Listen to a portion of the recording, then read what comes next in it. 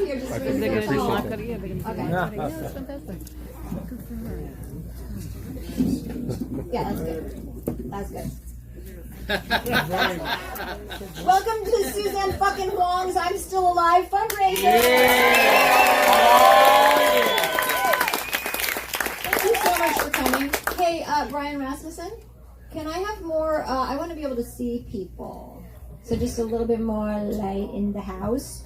First of all, I have so many people to thank, including Brian Rasmussen, who donated this theater for this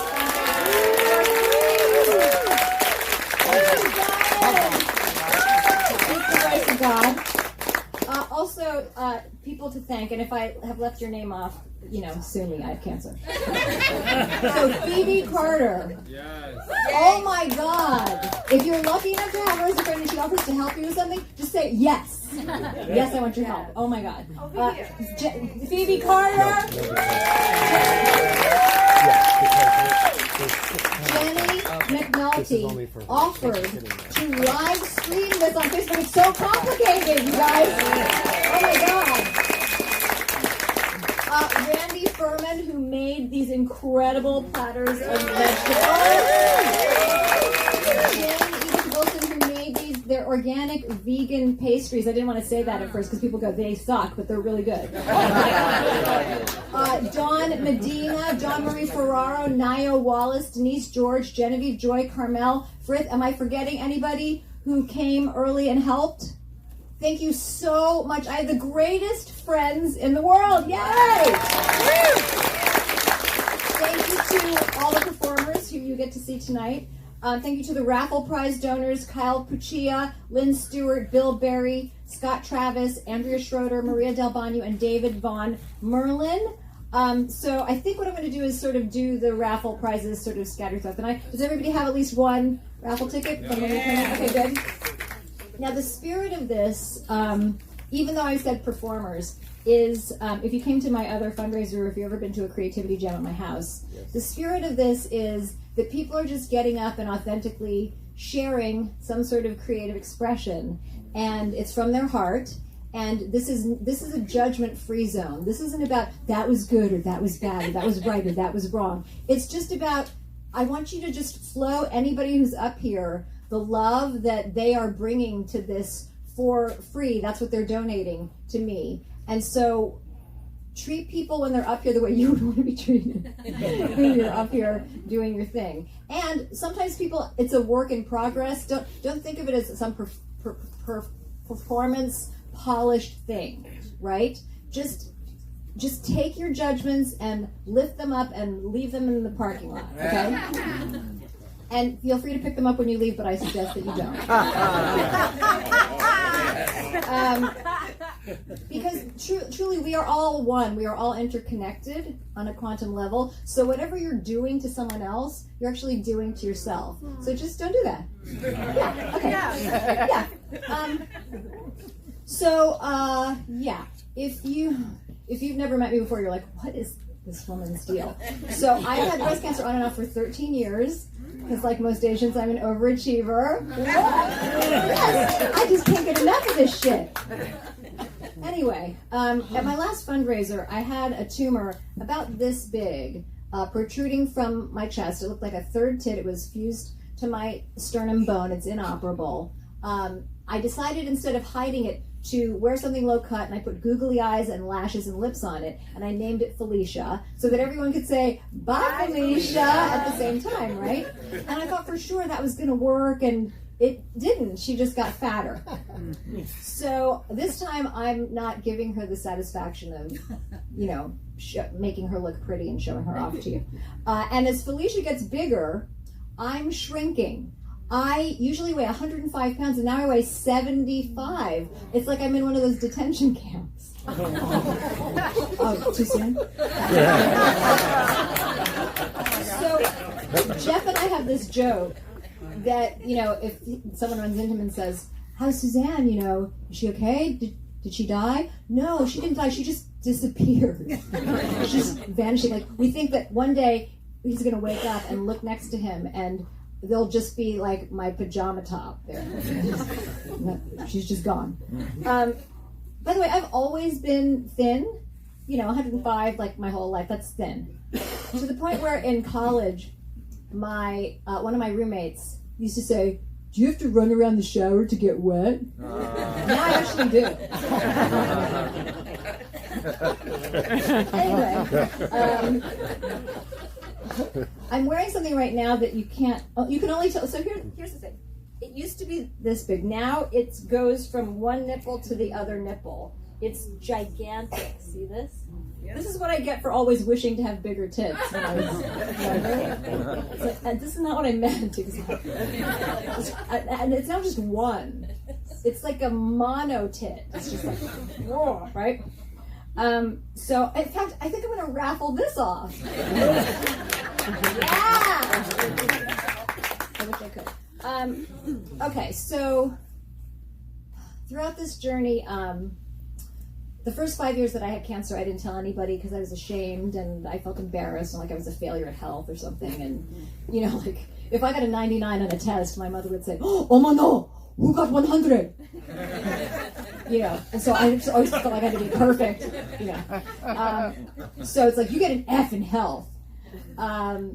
But, through wisdom from things like 12-step meetings, I've learned that we are only as sick as our secrets. I came out of the cancer closet. I had to throw pride and ego out the window. I had to ask for and receive help and love. It was really hard for me at first. Every woman I know who has or had breast cancer has had a history of taking care of everyone except for themselves, right? They're nurturing everybody else but not taking care of themselves. And that was me. And so I had to sort of turn that upside down and make sure that I was taking care of myself first. And then, of course, don't be a selfish asshole, give to people, but only after your basic human needs are met yourself, Now I think of it as I have to fill my well to the point where it's overflowing, and then I can give to you from my overflow and still be full. And I have literally been loved back to life by people that are in this room and to people that I haven't met that are here. You have no idea how much it means to me that you would show up for somebody that you don't know and flow me love when, we weren't meant to suffer in solitude and silence. Being a human is a communal experience. So I just want to say thank you so much to every single one of you who are watching, live streaming, who have donated from around the world. I have fans who I've never even met that have donated. And to everybody who's in this room, I just want to say thank you so, so much.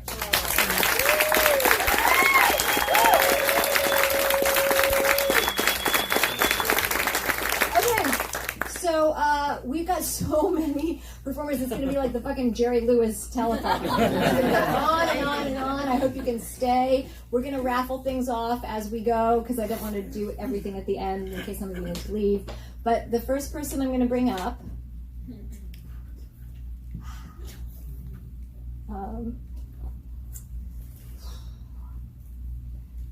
he's the reason that I haven't committed suicide. And this last chapter has been so brutal that I now have more compassion for people who choose to end their own lives. So, being more compassionate is a good thing.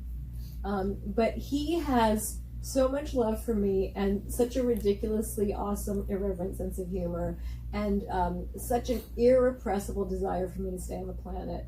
And he's the reason why I'm still here. So Jeff Zane, everybody. Yeah!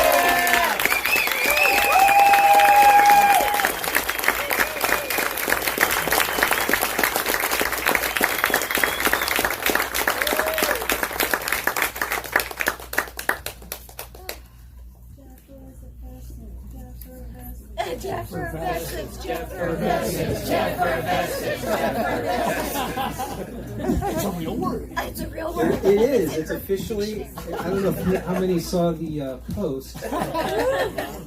Not everybody did. Tell them. So Suzanne coined that term after, meeting me, and she's like, "You have Jeffersons."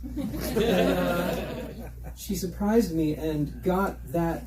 Do you know what the Urban Dictionary is? If you go online, it's an online source, and people can submit words, and some of them are just filthy and weird stuff, but some of them are like legit kind of words. And she submitted and got accepted. Which, by the way, they don't just easily accept things, and she got accepted the word Jefferson with this long definition in which she, and they especially don't accept in the definition like references to actual people and put pronouns and things in the definition, and the whole definition is like Jefferson's,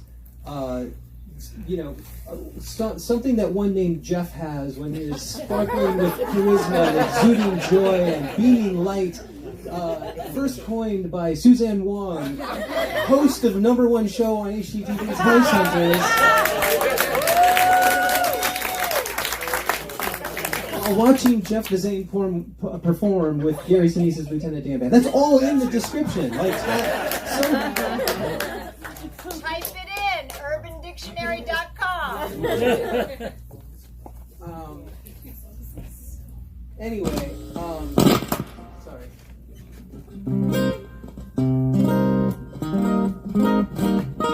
Is that audible? Yeah. Am I audible? All right, so every time we have one of these things, a couple things happen. And this is creativity jams, anything. I'm always so frazzled, and it's always like I'm not really here. Because, like when you're the chef, you don't eat, right? You know how that is. It's like you're just in the kitchen freaking out, getting everything out so the guests all in, and then, maybe later at the end of the night, heat up some leftovers. That's always how I feel at these things. I never really have time to properly prepare. And this is no exception. But, never have I felt more weight and importance than right now. Just right now, this performance, right now, this point in my life. So I told myself, I usually go on and talk way too much. And I challenged myself to just be efficient with my words and just say the most important things, which is that this human being right here has just changed my life. I would wish upon anybody that walks this earth to know the kind of love that this person gives, to be the recipient of that kind of love. I feel like it's the root of existence, of being human, and I feel like it's what everyone in their own way is striving for. I feel like it is what everything that is wrong with the world is because people don't have this. Hitler existed because he didn't have this. I'm serious. It's if you just dig to the bottom of everything, and that's what I've learned. And I before her, I really had no clue. I just didn't understand. My concept of love was just, it was tainted by cliches and what you think of from movies, and it just didn't resonate with me. And in a weird way, this whole situation has gotten all of the bullshit out of the way so that there is nothing left but pure love. There's not eros, there's not sex, there's not all that shit. It's just that, you can confuse with love. This is like, the way your dog loves you. It's just, I don't mean that. Which is funny, because one of our earliest conversations was talking about the unconditional love that dogs show you. Like, when you come home, it doesn't matter how many times you walk out the door. You could just leave for 5 minutes to get the mail, and you come back in, and the dog freaks out like it's never seen you before. It's like, oh my God, you're back! And so I used to joke, and when she would come home, I would run up to her, and do this whole thing where I acted like a dog, and was pant and lick her face and snot in her face and do circles, but truly, it's an amazing thing to experience. And I wanted to, if you were at the last fundraiser, I wanted to write something for her, because she had said that despite having dated countless musicians in her life, no one had ever written a song for her. And I just thought, well, that's wrong. So I need to write something, and that's going to feed that. Just knock that down here. anyway, I started the night before the last fundraiser. I worked on it for like an hour, and you know, I had the inception of a song, and I wasn't even going to play it, but you know, she requested, so I played the inception of it. It was like an idea, and since then I've worked on it slightly more. You know, like last night. So this is in no way a finished song. It's some ideas that I stitched together and tried to put it, you know. Although, you know, I've thought that about other songs, and sometimes at the end of it, I'm just like, good enough. But anyway, this is very unrehearsed, and anyway, yeah, I'm just gonna play it. Get some water because I have no saliva in my mouth. No. Hello, people, if you're watching at home. Hi, donate. Thank you.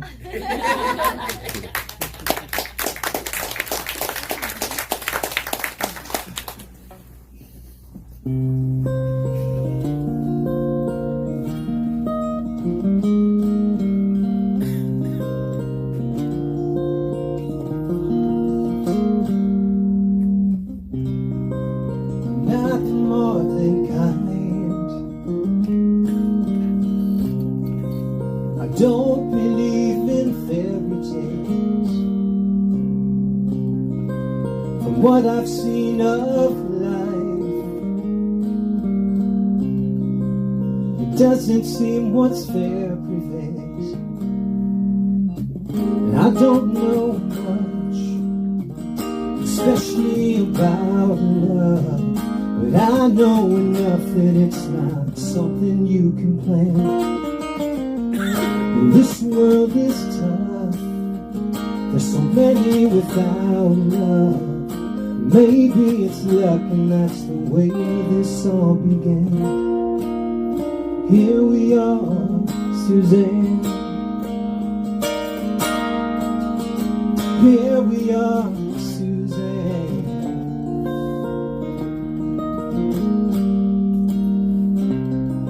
The smell of jasmine in the night, any soft romantic metaphor. You are a song I had to write, the kind I'm so much better for. And there ain't much difference between laughing and crying, living and dying, like where the ocean meets the land. Should there come a goodbye, it's been such a good time. I'm testifying you're the best of who I am. You live in me, Suzanne. You always will, Suzanne. Suzanne.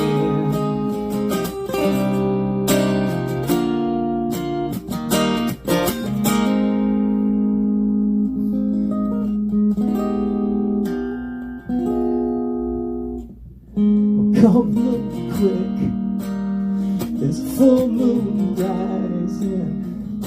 I'll see your eyes in every memory that I can. Out beyond all ideas of what's good and what's bad, and there's a beautiful field where we'll play another hand.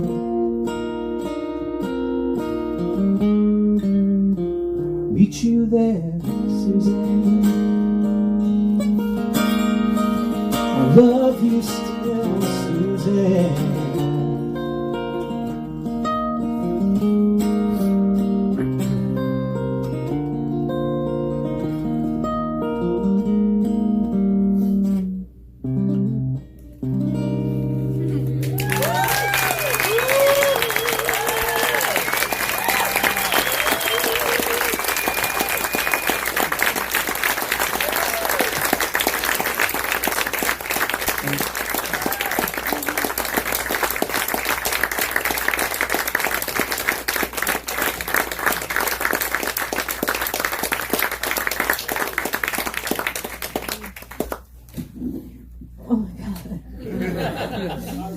that was the inception of the song? Oh my God. That was incredible. Thank you.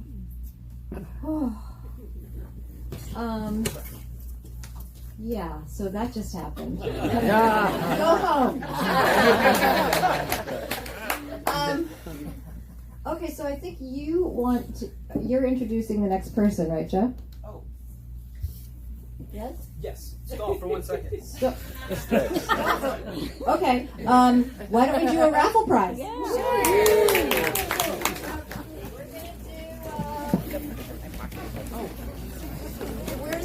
I need the hat. Over here. Over here. Over Put up here. a Tail Waggers Pets $40 gift card. So hopefully, whoever gets it has a pet. Ready? 526030. Anybody? Who's that? It's Dana. Do you have a pet? No, but I can give it to someone who does. Yay! Dana!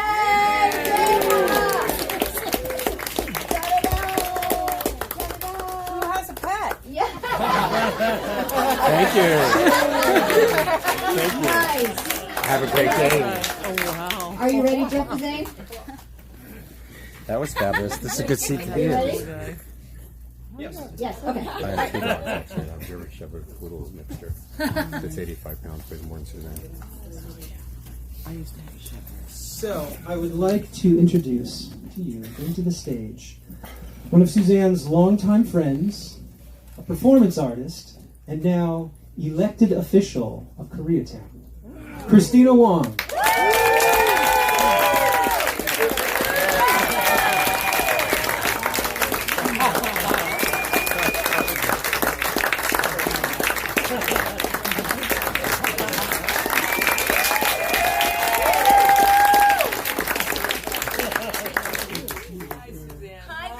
Suzanne, let me just help keep around here. Okay.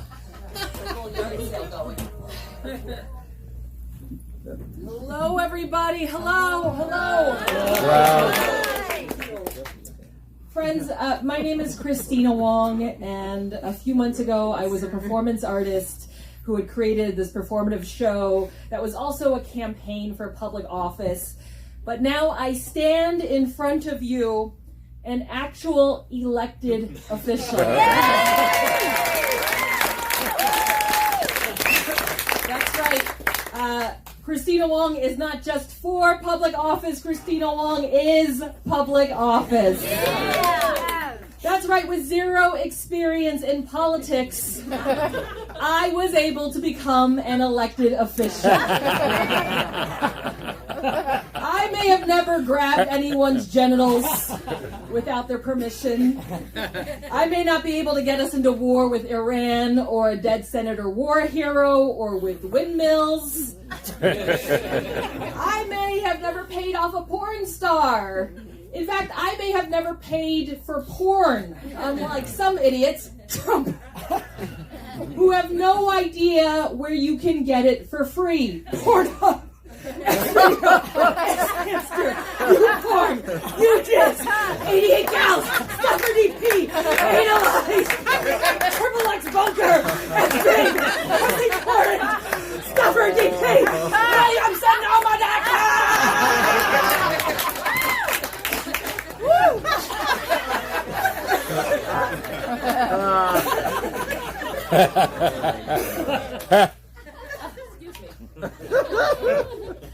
But despite these shortcomings, I was able to prove to my constituents that I had what it takes to be taken seriously for public office.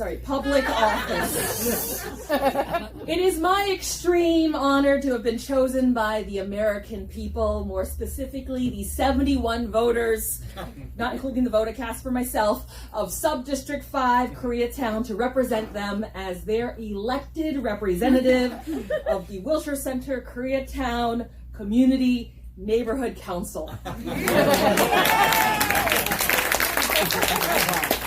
I have great plans. I can't believe I'm campaigning at this benefit, but here I am. I have great plans for my new unpaid elected office, which requires me the grand responsibility of attending one meeting a month at the Pio Pico Library in Koreatown. I plan to abolish ICE, who terrorize undocumented immigrants and separate families. I vow to impeach the motherfucker. Yeah.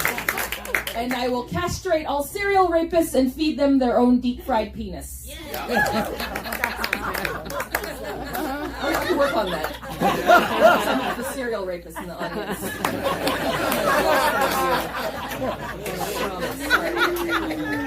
But more importantly, in my new elected office as elected rep of Wilshire Center, Koreatown, Subdistrict 5, I will honor America's greatest citizens for their extreme bravery and their lifetime achievements of awesome. And as such, I've spent the last few days watching several videos of on YouTube of former U.S. presidents giving out Congressional Medals of Honor, and that has made me feel qualified enough to bestow the greatest honor today on behalf of Koreatown and the world to our dear friend Suzanne Wong.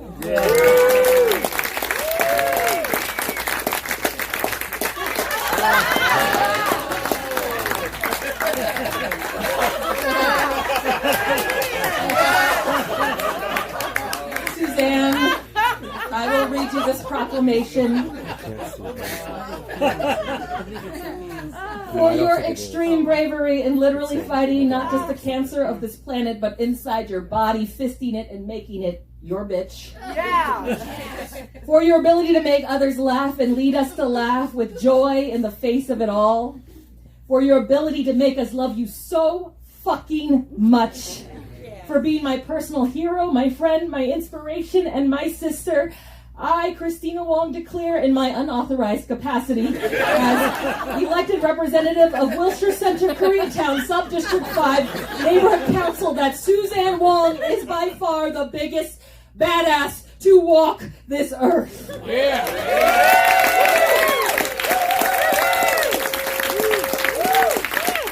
And I would like to present the first ever Koreatown Medal of Dishonor honor. This will be the only distinction of its kind that I ever award in my political career. It is the absolute highest unauthorized honor that can be awarded by an elected official on the Wilshire Center Koreatown Neighborhood Council. Stay seated. I'll stand. Yes. No, it's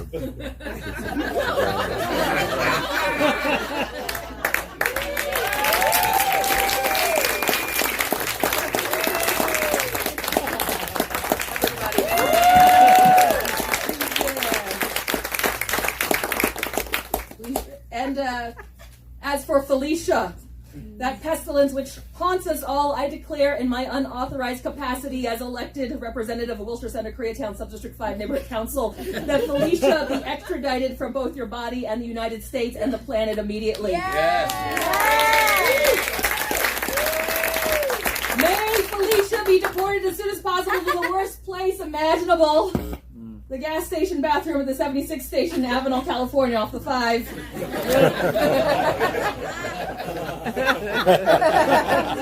we are not done here. I understand, Suzanne, that you once ran for neighborhood council in Van Nuys. And lost. And I am sorry that you didn't get to experience the glory that is the power that I have over the United States of America. However, I have something better to honor you with than an honorary seat on the Van Nuys City Council. Like Sir Elton John, or Dame Judi Dench, or other fancy British people, you too need to be recognized as a knight and commander of Koreatown and the United States Empire. That is right. We have a sound cue.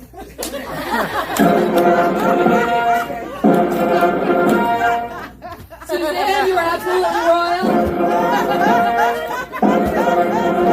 And it is my honor. It is my honor to knight you in front of your royal empire.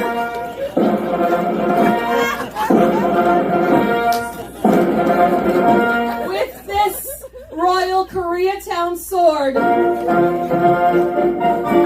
has been passed through 5 generations. Through wars and also some immigrant-style child disciplination.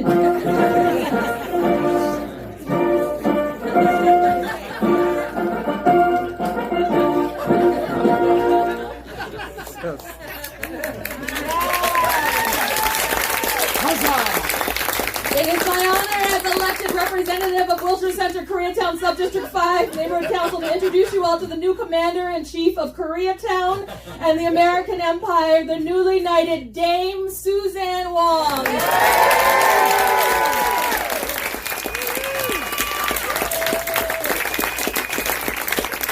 And on behalf of my constituents in Wilshire Center, Koreatown Subdistrict 5, who elected me to represent them in my unpaid position on Neighborhood Council at the once-a-month meetings at the Pio Pico Library, it is my pleasure to announce that today, June 26th, 2019, and every day for the rest of eternity be named Dame Suzanne Wong Day. Thank you and congratulations, Dame Suzanne Wong. We love you.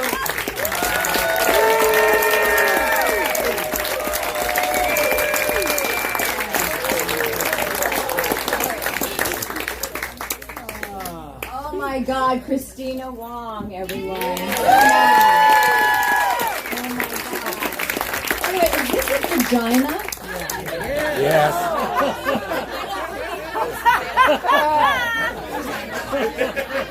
She's a doctor about that. Actually, mine would be like this. Horizontal. It's a myth. It's a myth. Wow. By the way, you know you have good friends when I see this huge pickup truck pull up in front of the Whitefire, and this man is carrying this gigantic, what looks like a clothing rack, and coming in here. I'm like, what is going on? And that was for her, her backdrop. Kristina Wong again, everyone. Is Kira here? Yep. Okay, so coming to the stage next is easily one of my favorite stand-up comedians. Kira Sultanovich is here.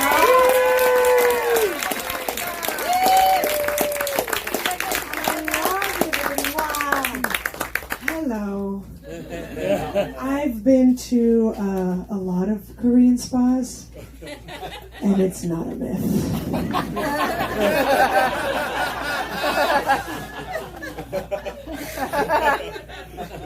Like a lot. Hi, everybody. I was a little late. I have children, and I had to put them to sleep and kick other children out of my house because we are the cool house on the street, which everyone thinks is fun, right? Like, oh, awesome! You have all the neighborhood kids play at your house. It's not awesome. I don't want them there. I don't want my own kids there. And these neighborhood kids are dicks. They're dicks. They throw over furniture. They're kicking stuff. They're messing with my couch cushions. They're like feds looking for cocaine. That's what they are. They're little federal agents, and I don't like them. They're rude, and I want them out. So here's what I'm going to do. I'm going to register as a sex offender.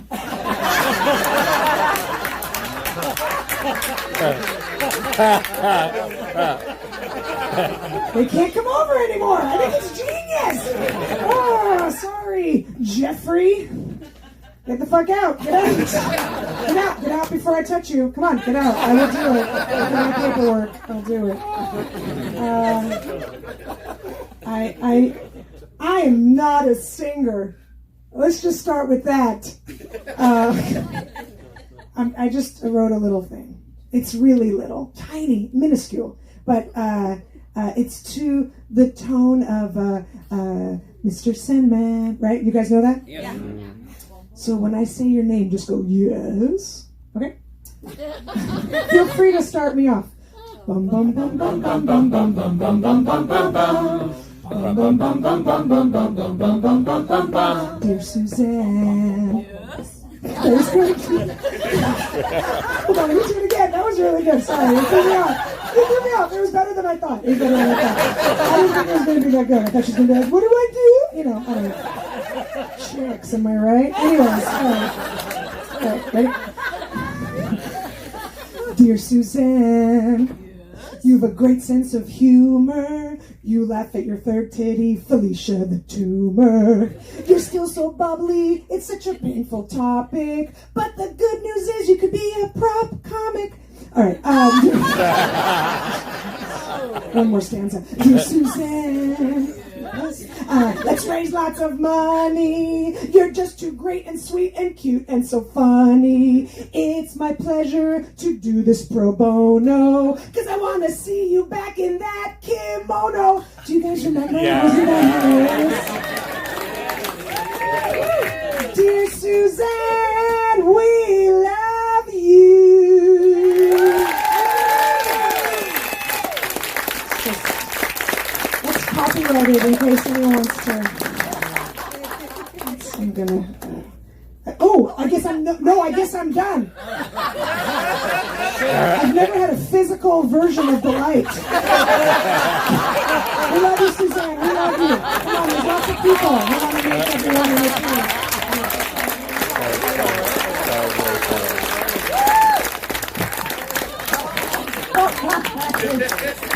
team. See why she's one of my favorites? Okay. So, coming to the stage next is, and by the way, I told everybody you can have 5 minutes, you do whatever you want. And if you want to, you can do a brief I love eulogy at the end. And if you don't know what that is, it's something that I made up.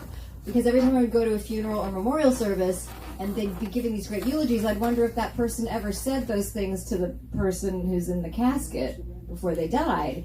And so, an I love eulogy is something that you would say at somebody's memorial service, but you tell them right now while they're alive. And I feel like it could just do so much good on the planet, because right now there's so much divisiveness and bitterness that we need love and a revolution. And so tell the people how you feel about them right now while they're alive. So some people might opt to do that, in case you're like, what is that person doing right now?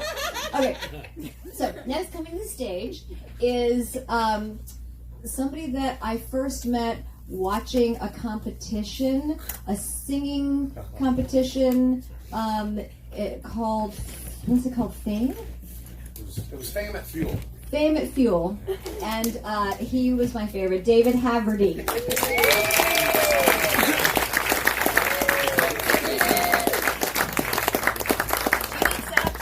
Huh? Nope. Okay. I'll throw this over. All right. You need your tune, right? I do, yeah. So I'll do the eulogy first. Okay. While you do you. All right. All right. So I met Suzanne when I was homeless, living in my car in 2008. You know I was homeless at the time? Yeah. I was sleeping in my car. She never made me feel less than who I was. But yeah, I was raised in a very strict and religious environment. But I never understood what the fear of God felt like until I was in the presence of Suzanne. So much love and appreciation, yet I wanted to do nothing but make her proud. She makes me realize who I want to be.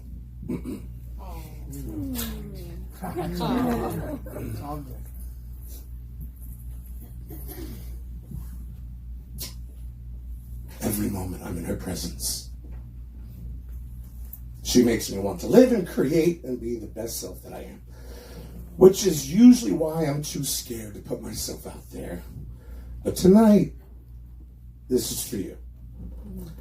I'll be performing an improvised dance piece. Yes. To the song that was playing when I met you.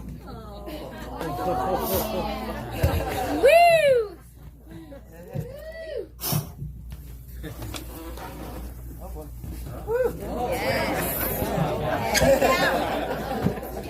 Whenever you're ready.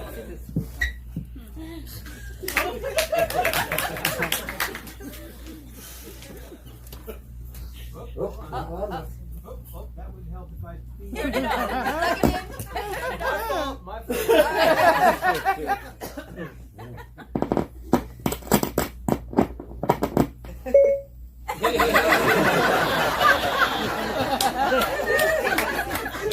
Fucking technology. Going great so far. Let me warm up. I'll warm up.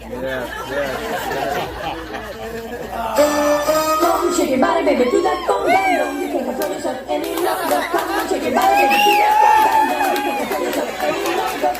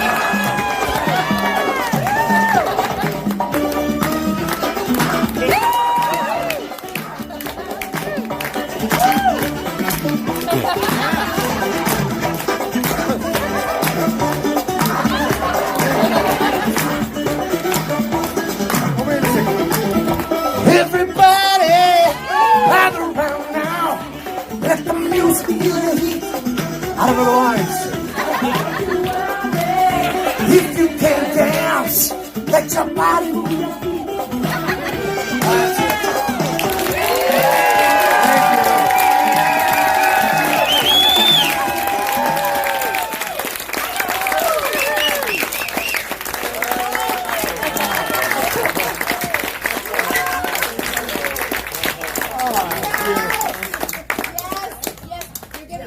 Ovation from Lynn Stewart. Yeah.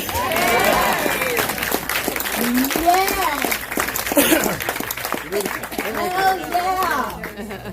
I have the greatest people in my community. Oh, okay. So next, I first met this guy.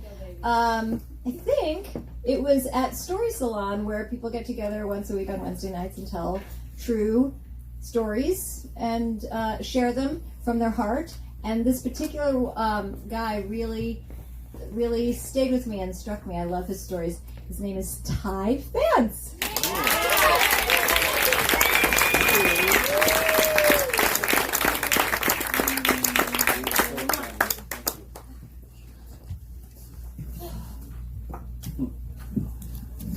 Well, interesting. It's true, we did meet doing stories. But before that, I thought I was funny. So I had comedy in my blood. And when you called me and asked me what I wanted to do, I had struck down comedy for years. Told people I would never do it again. But I just couldn't not try to be funny. Yeah! With you know? So I dusted off some old jokes. So check this out. You know, it was funny looking at him. I'm like, that was, why did I stop doing that? You know, because I really fell in love with storytelling. She's right about that. But I got something for you guys. All right, here we go. I'll start by telling a little bit about myself. I grew up in Compton. A lot of people don't believe that because I wear glasses.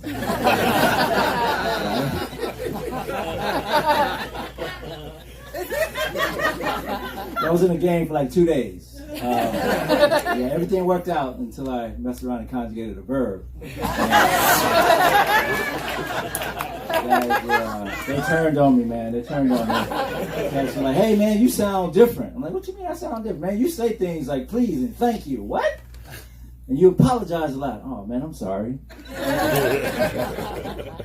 And it was tough there because you have to watch what you wore color-wise. So to be safe, I wore plaid.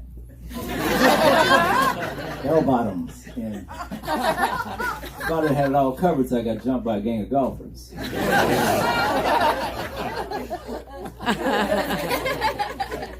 So then I used to do that, right? And then I started talking about real stuff. I've been married. I've been married for a long time, man. Wow. 3,100,000 years. And my friends were like, man, how you stay married that long? Easy. I gave up trying to be right. Yeah. For real, man. I can remember the last time I was right. It was a Friday, August 1989. I remember that because I was sitting on the couch talking to myself,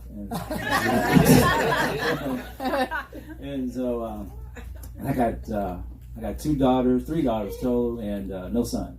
So I'm surrounded by estrogen 24/7. And fellas, let me let y'all know something. That stuff changed you, man.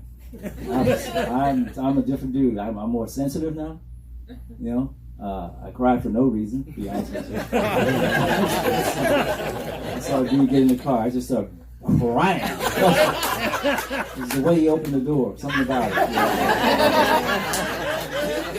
Moment. And it's been about a decade since I've actually peed standing up. So this is really strange. So it affected my testosterone level, and I figured out a way to get around it. I don't want to go buy no pills, man. That stuff's too expensive. So I figured I need to go somewhere where there's an infusion of testosterone, just from wall to wall, floor to ceiling. Y'all know what I'm talking about, right? Home Depot. Come on now. I've never left Home Depot without feeling my manhood. You know what I mean? Not literally. Like, just the idea. Right. And I appreciate them because they have guys that can help you. Well, the guy at the front door. You know, you walk in and like, hey, can I help you? Yeah, let me tell you something, man. I've been married 31 years. I gave up being right. And I can't even pee standing up. So, man, what you need to do is go over there to aisle 13. You're going to find some hammer and nails, power drivers, and maybe your self-esteem. Older dude, I used to be a lot younger. I remember those days, man, but now I can't remember nothing, because that's just me. Right? I can't see. My paintings turn into Monet paintings as soon as I take out my glasses. And then the doctor has no problem telling me about these manly tests that I'm supposed to have, right? Prostate exam. That's crazy. They should warn you about that. You should have an assistant to hold your hand while you do that. There was another joke there somewhere. I didn't look at that one yet. Hey, there was one. See, this is why I don't. Okay. What's the rest of that joke? Oh my God. Okay, wait. Prostate. Yeah. Oh, I remember now. Okay.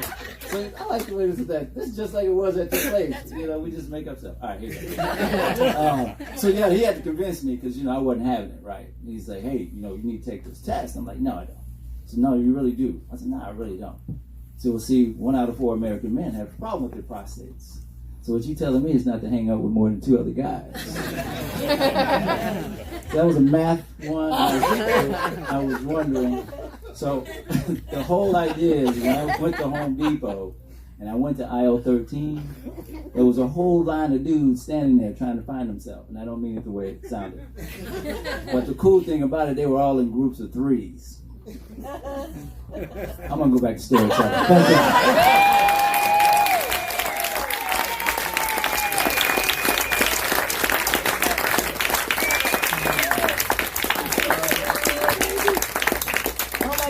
I love that. And what he's talking about, did I mention my creativity jams before? Yeah. So once a month for many years, and hopefully to start up again soon, I would have these creativity jams at my house. Some of you have been there, yes.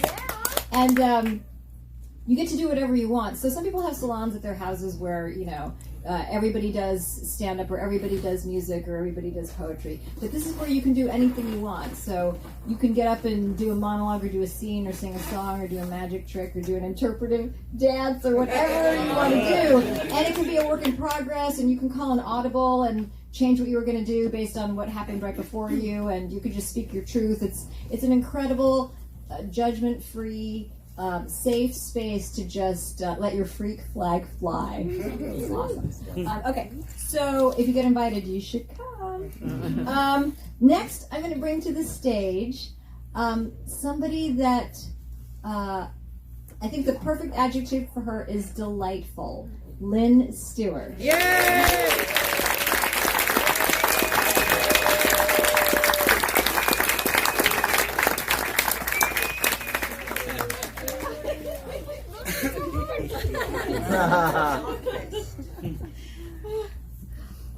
Oh, it's perfect.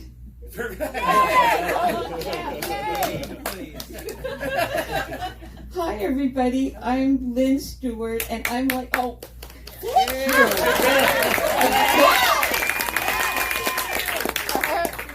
I, like everybody in the room, just adore Suzanne. And I was thinking, what do I want to do in front of a bunch of Suzanne lovers? So I thought about a poem that I did in the 8th grade in Mrs. Wilson's class. And Mrs. Wilson taught literature, and she was always digging, and she had her jaw was out like this, and she was digging at her bra. And the minute she turned around, everybody in the class started digging and sticking out their jaw. And she taught a bunch of rowdy 8th graders literature and poetry that stayed with all of us. And one of the poems that I did in the 8th grade was Invictus. And I just loved that poem. And I just felt so much stronger after I got up and did it in front of the class. And when I was thinking about what do I want to do, I thought, Suzanne is Invictus. She's strong, and she forges forward, and she's not afraid. And I'd like to do the poem for you now. 57 years later. Invictus by William Ernest Henley. Out of the night that covers me, black as a pit from pole to pole, I thank whatever gods may be for my unconquerable soul. In the fell clutch of circumstance, I have not winced nor cried aloud. Under the bludgeonings of chance, my head is bloody, but unbowed. Beyond this place of wrath and tears looms but the horror of the shade, and yet the menace of the years finds and shall find me unafraid. It matters not how strait the gate, how charged with punishment the scroll. I am the master of my fate. I am the captain of my soul. Thank you.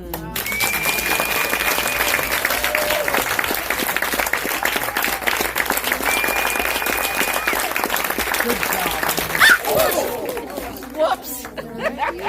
I'm the captain of my fate. Oh yeah. So just so you guys know, there's a maybe we should put like a big piece of white tape here, something. There's a little lip here that I actually fell off of earlier tonight.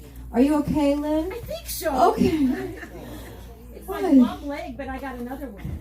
If you don't know, Dawn, let's grab the Lynn Stewart raffle prize. So, if you don't know, Lynn Stewart played Miss Yvonne in Pee-wee's Playhouse.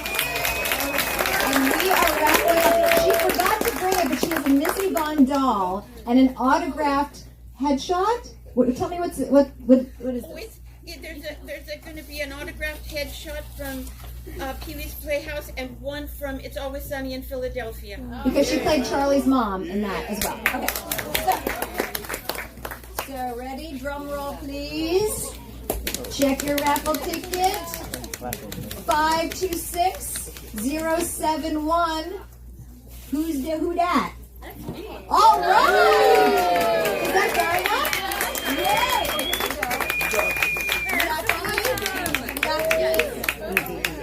Okay. Yay! Next we have, I'm serious, can we get a piece of white tape and put it all the way across there? Okay, next we have somebody that I did stand up with a long time ago, and then we reconnected pretty recently at the federal bar. I love him. His name is Dwayne Perkins!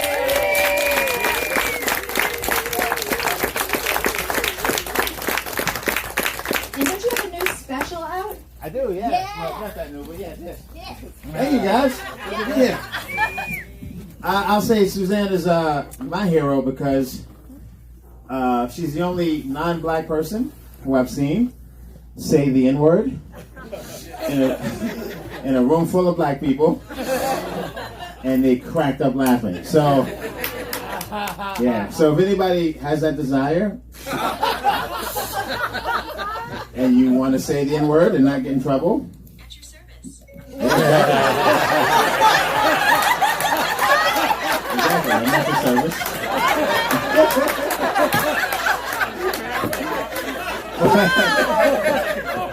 So if you want to say the N-word, I will say this, white guys, not white guys, whoever wants to say it, wear a kimono, that might help. It's a hobo. Oh, someone else said that, that's why I said it, I'm sorry, what is it? It's called a hanbok. A kimono is Japanese. I know, but that's... A hanbok is Korean. But if I said that, what would you picture? A kimono. See? So... I'm sorry. Well, what is it called again? A hanbok. A hanbok. So wear one of those. See, it may not work. Yes? A kimono ties and cinches at the waist. You have I know. You and I know this, but you and know, a for them. hanbok is like a big bell that you step into. Right, you right. can't see any curves. Precisely. The bottom line is, she said the N-word and got away with it. So, what do I want to talk about? I don't know. Here's the thing. I was in Culver City today, so I want you to go down there and check it out. There's a social experiment happening on Lincoln Boulevard. It's a real thing. Go check it out. Same parking lot. There's a Whole Foods right next to a 99-cent store.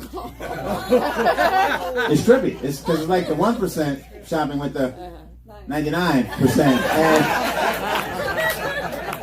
Very smart. And you feel bad for the 99-cent store people. You do because they have to walk past the Whole Foods to get to their store.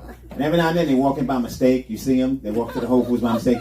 They're confused. They don't know what's happening. They're putting almonds on layaway. It's real sad.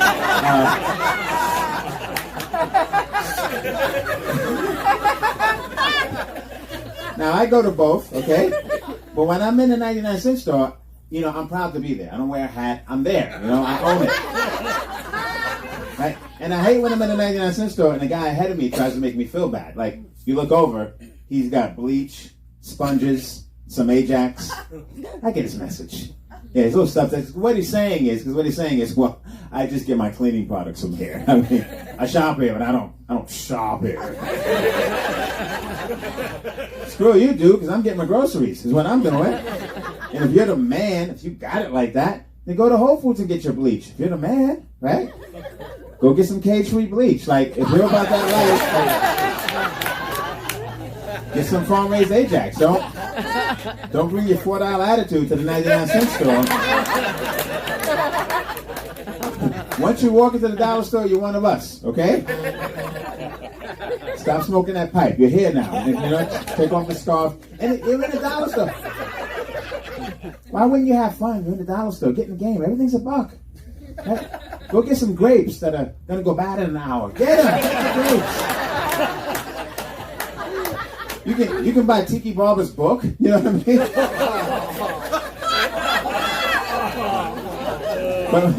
But my favorite thing about the dollar store, my favorite thing are the bananas. And I'll tell you, because listen, I've been to dollar stores all over the world, and I'm not sure what I just said. Like, is that a brag or cry for help? I'm not sure. But I will tell you, any dollar store you go to in the world, you only have 2 choices of banana. There's 2 banana options.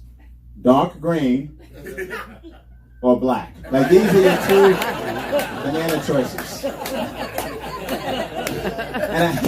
And I think what happens is when they turn yellow, they take them to the Whole Foods. I believe that's what's happening. So, then I drove over here. I took Sepulveda because, you know what I mean? 405 is horrible. It's just, I don't know, maybe it's getting better, but to me it's like the worst highway in America maybe. Like 15 years from now, during rush hour, the 405 is going to go backwards. A lot of people don't know that. This is some bullshit. I'm never going to work. Can I get in, please? Okay. Never take the 405 ever. Just don't take it. I don't care what day it is, what time it is. Because even if it's 2 in the morning, what do? They close 4 lanes. Yeah. Because they don't even want you to get used to what it feels like to drive on the 405. But if you don't take the 405 in a long time, you forget. The 405 is kind of like an ex-girlfriend. You haven't seen her in a while. You're thinking maybe she's changed.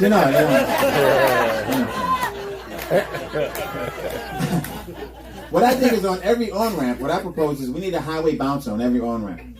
To regulate. You should only be allowed to use the freeway, if you're work, medical emergency, or you're on your way to get some loving. If it's the last thing, you have to know for a fact. You can't have a hunch. Yeah. In fact, we're going to have the highway bouncer call to confirm this is going to happen for you. Yeah. Susan, how's it going? They're like, I got Jeff over here. See, he's going to close the deal tonight or what? Right. Okay. Right. I told him to take Sepulveda. All right. I told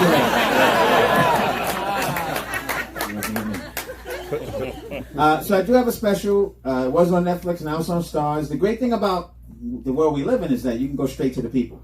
This is what we're about now. Like, you don't need the machine anymore. You can put your stuff out there straight to the people. What's the problem with that? The people come straight back at you. You know what I'm saying? And people are crazy as shit, is what I'm learning. Most people are great, but you get the crazies. And I'm not delicate. I'm a New Yorker. Like, I don't need you to like me. I don't need you to like me. But at the same time, if you don't like me, I don't need you to tell me. Like, I didn't ask you. One girl, she emailed me out of the blue. She emailed me. And she said, your special was I.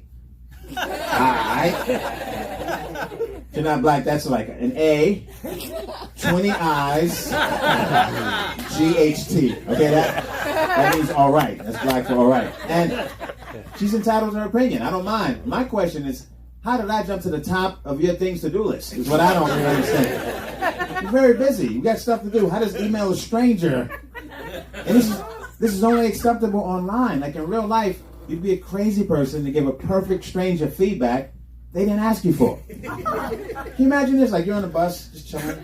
You're sitting on, you're riding the bus, you see somebody walk by, you're like, stop the bus! Then you jump out, chase after them for 5 blocks, and then finally catch up to them. Like, oh, hey, man.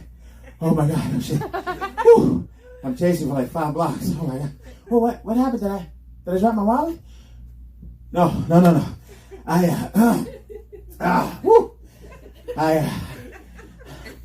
I don't like your shirt. Don't wear that shirt again.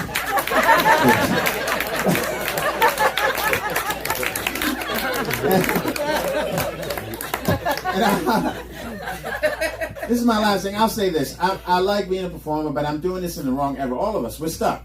We fate gave us the wrong time. Like the best time to be a performer was the 80s. Because you could be big in the 80s, but you had that separation. Like, say you hated Lionel Richie in the 80s. You're a crazy person, and you don't like Lionel Richie. You had no way of telling Lionel Richie that you hated him. Like, you just had to eat that. That was your problem.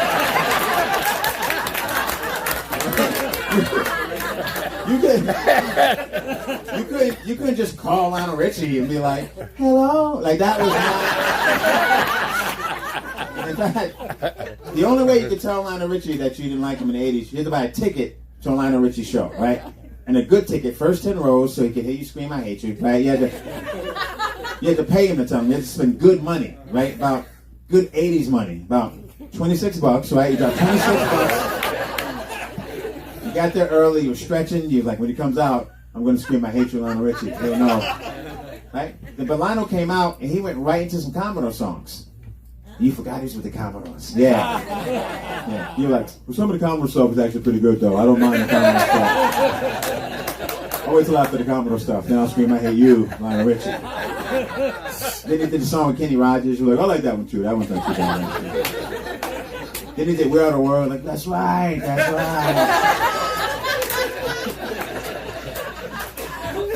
About an hour and a half into the show, you were like, you know, I think I love Lionel Richie. Hey, you guys are awesome. Thank you.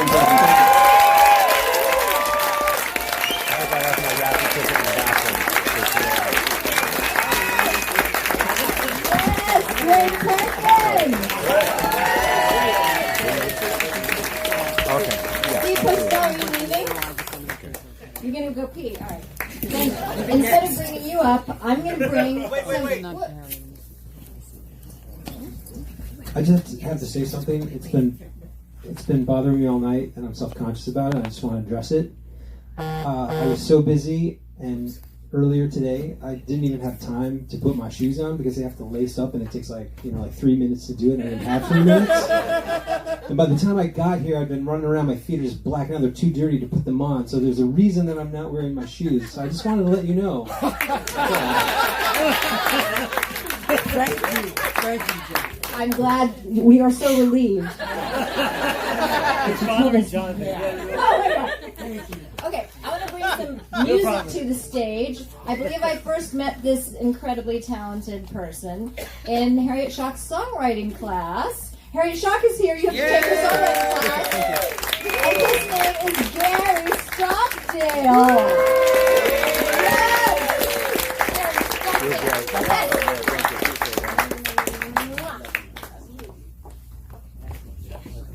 Somebody's coming back. Yeah.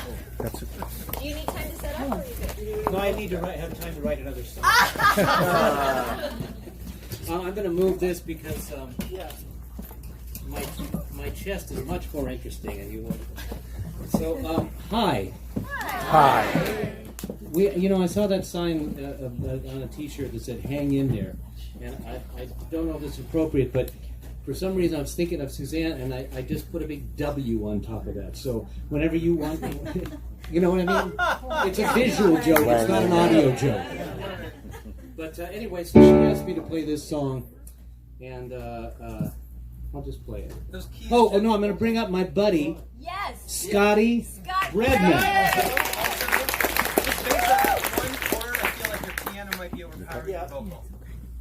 What do you mean, Jim? Hey, yeah, we think we'll be okay. There's a slider just to the left. A volume slider. Oh, volume slider. Well, do I need it? Yeah. Am I loud enough? A little less piano. Good? Okay. Anyway, thank you for requesting this song, and I love you, and thank you for having me here.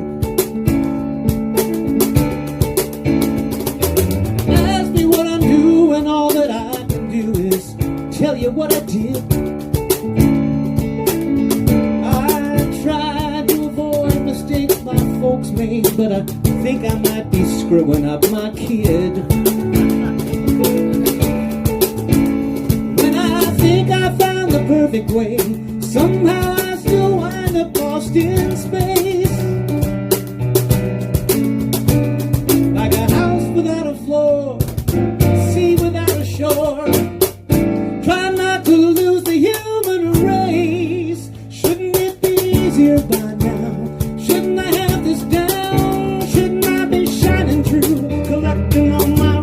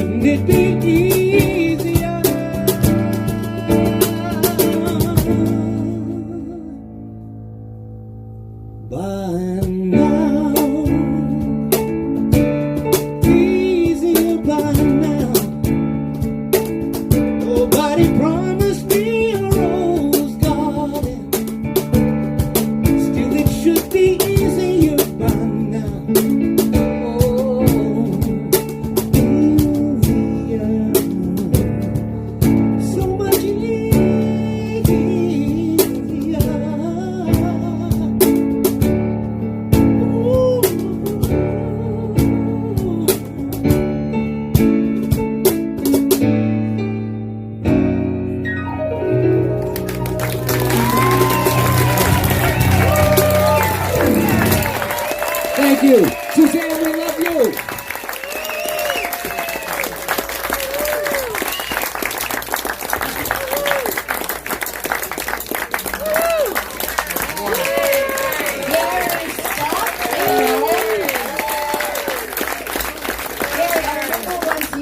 This song somewhere, and you said that you thought you had written a comedy song, and you played it, and Paul Provenza cried. But I understand that because, you know, it's so personal to me right now because I feel like after 13 years of this, shouldn't this be gone? Shouldn't it be easier right now?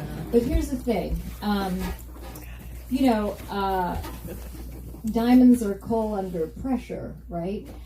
Something magnificent can come out of walking through darkness. I feel like I'm walking through so much darkness right now that there is an equivalently incredible life for me on the other side of it, and I'm going to walk through it and I'm going to experience it. And you know that expression, God doesn't give you anything you can't handle. I'm thinking, if God exists, he must think I'm a badass because Jesus fucking Christ, right?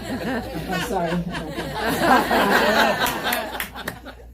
Anyway, I feel like the depth of what I've been going through has really made me much more compassionate, and also, since this latest diagnosis, the depth of love that we've experienced, we already thought we were crazy about each other, but it's gone to such a deeper level when everything else just seems like, because I'll be really honest with you, over the last few weeks, I wasn't sure I was going to make it to the fundraiser. Like that's how intense it was, right? And the little shit just doesn't matter. You know, we've had these conversations about, like, you know, just what that would really mean. And, you know, I would tell him, don't worry, if I go, I'll come back and visit you. I'll make you laugh until you don't need me to anymore. Because I don't believe that energy can be created or destroyed, so my soul's going to keep living wherever I want it to. So anyway, the song is so poignant and beautiful to me, and it's so honest and vulnerable, and because of that we can all relate to it. So thank you so much for playing that.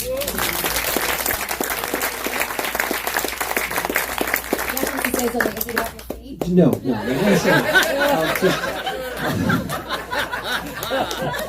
On that topic, I just want to concur that there's been some pretty dark moments, and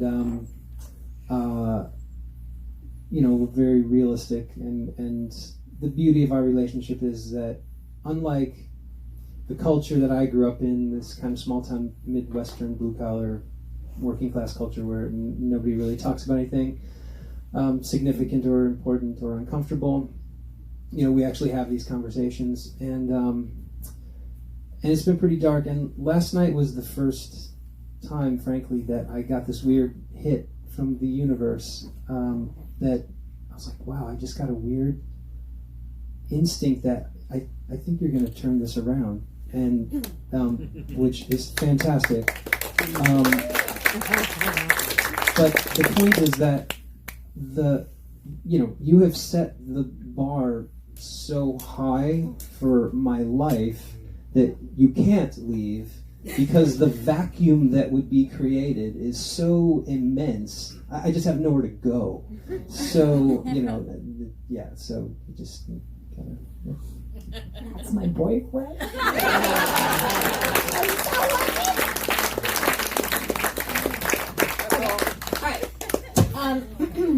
Oh, wow. I'm so full. Oh, thank you. Okay, so the next person I'm bringing on the stage, just for a complete change of pace, I don't even know how to describe him. I'll just bring him up. His name is Jack Kennedy. Where is he? Did he win? Oh, there he is. What? I'm not ready. Okay. Let me go next. Can I just do some raffle items and then bring you up? Sure. All right. So let's do some raffle items. Let's give me the yummy cupcakes one. So there's the place called Yummy Cupcakes, and there's a gift card, and it's for $39. What? Okay. So if you like yummy cupcakes, here we go. Dun, dun, dun, dun, 526-166. Who wins yummy cupcakes? 526-166. I do. Oh, For my lovely sugar addict at home. Let's do another one. What's next? What do we have? Let's do Sun Cafe gift card. It's a really awesome, yummy, organic, vegan restaurant. Sun Cafe gift card. It's for $40. Who makes a gift card for $39? Maybe that's 2 dozen cupcakes. Lucky. Maybe that's 2 dozen cupcakes. Maybe. Okay, so Sun Cafe gift card for $40. It's a really yummy restaurant. 526068. Who dat? That's me too. Oh, Dad! How many tickets did you buy? I mean, Nice. She earned it. She gets it. from Massachusetts to be here.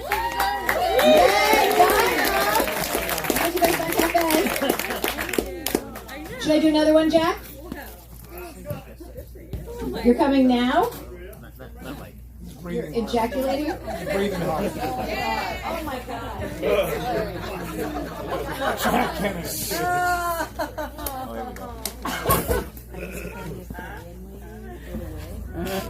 Wearing this banana outfit because it's low-hanging fruit as far as jokes go. I don't even know where to begin here. Can you talk into the microphone for the folks at home? Jesus Christ, so many rules with Wong. All right, hi people out there. All right, so what I'm going to do tonight, I've actually been banned from Donkey Wong's. I've been banned from Donkey Wong's creativity jams for being so damn talented. So here I am. I am going to do a painting tonight, and one of the great things about Suzanne in my life is that she has given me permission to be untalented as possible. And I've really started to embrace it. So we are going to do a painting, and you'll see it at the end here. And maybe someone will win it as a raffle prize. Sure. But I just want to tamper your expectations on this one. And what it's going to be is, it's going to be called the Donkey Wong. Because that's become my nickname for Suzanne Wong. It's Donkey Wong. An Asian donkey.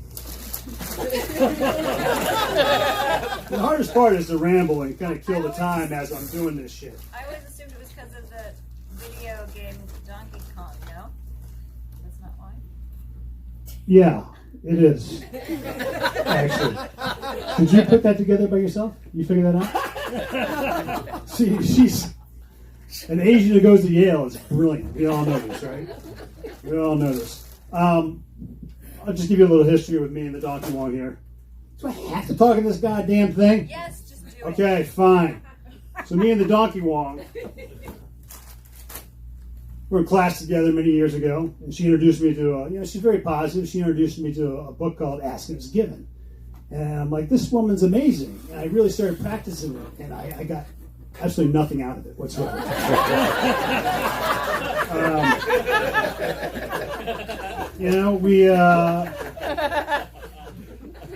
She had this admin group. She's like a leader. Some of you know what an admin group is if you're an actor out there. It's really about getting your shit done and doing the stuff to get your career forward and taking care of life. And one of my good friends was in there, and Suzanne Wong talked him into going to Sweden to be an actor. And I haven't seen him since. So I do appreciate that, Donkey Wong. He's very successful in Sweden, by the way. Yeah, I'm sure he is. Okay.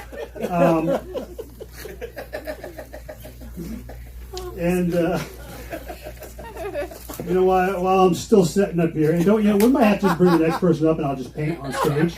You never know, because I'm not even getting to the painting yet. Okay. This is cumbersome wearing this fucking thing. Well, we'll do that, but why don't I sing, you want me to sing for you? Well, you just inspired me earlier when you were talking about Felicia, to I wrote a song for her backstage. For Felicia? Yeah. It goes something like this. Crazy. I'm crazy for feeling so lonely. Crazy. I'm crazy for feeling so blue. This is Felicia's point of view, by the way. I'm singing this as Felicia. I knew you would love me as long as you wanted, and that someday you would kick my douchebag ass to the curb. Is this working for you? Because I'm crazy for trying. I'm crazy. Okay, it's not going over so well. All right, well, I'm going to sit up here and paint. And I'm going to show you guys results when I'm damn well ready. Is that okay with you, Donkey Wong? Yes. All right, thank you. Do that.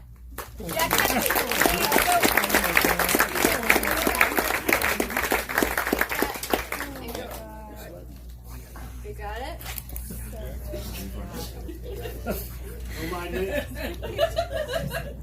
See why I had no words to describe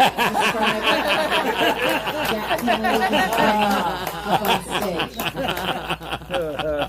So while Jack is painting, I think the perfect person to bring up here is my dear friend and somebody who's helped me so much in this journey with her wisdom and insight and her humor, Karen Rontowski. Come on down,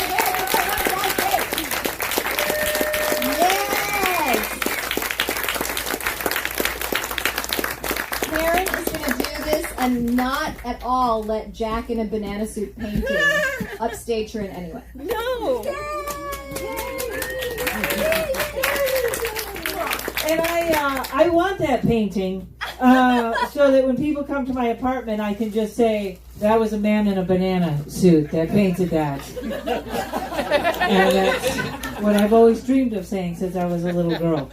And I am also Suzanne's neighbor, and I read tarot cards, and she comes to me for readings and to use my printer. But I'm out of ink, so our communication has been low. No, I am a tarot reader, folks. That's a very hard job because people don't want to hear the truth. Just the other day, I told this woman, you need to leave that man. He's crazy. And she said, I know, but he's still your father. And somebody just told me, you can't predict the future because time is just a concept. There is no beginning. There is no end. There is no early. There is no late. Yeah, was United Airlines. Told me that bullshit right there. And then I get confused, ladies and gentlemen. I don't know what's going on. Isn't it astrologically weird? Can anyone remember anything anymore? No? Right? Like the universe expanded and our little brains couldn't catch up? The other day I put on an old coat, I reached in the pocket, there was like 70 Kleenex, some Pop Rocks, and some Vaseline, and I thought, I don't even want to remember what happened there because...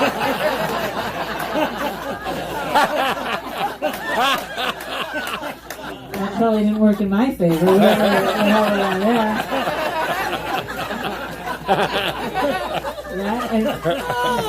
And I get confused. The other day I was sure the aliens had implanted a tracking device in me, but it just turned out to be a loose Frito in my underwear.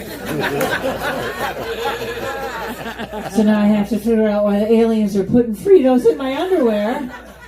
It's terrifying. I was at a UFO conference and a lady came up to me and she said, you have alien DNA. And I said, tell me more. And she said, there's a race of aliens called Palladians and they're a peace-loving people with smooth skin and they're beautiful. You're not one of those.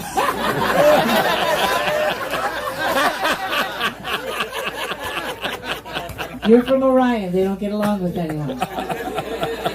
So even in the alien world, I'm not one of the popular kids. That's right. So I do all paranormal things. I have a podcast called Paranormal Karen. If you like creepy things, you should look it up. Yes, it's dark and scary. I am a ghost hunter. Don't be afraid of ghosts. Ghosts are just energy. They used to be able to turn TVs on and off all the time. But now they just stand around the 3 remotes going, I don't know which one it is.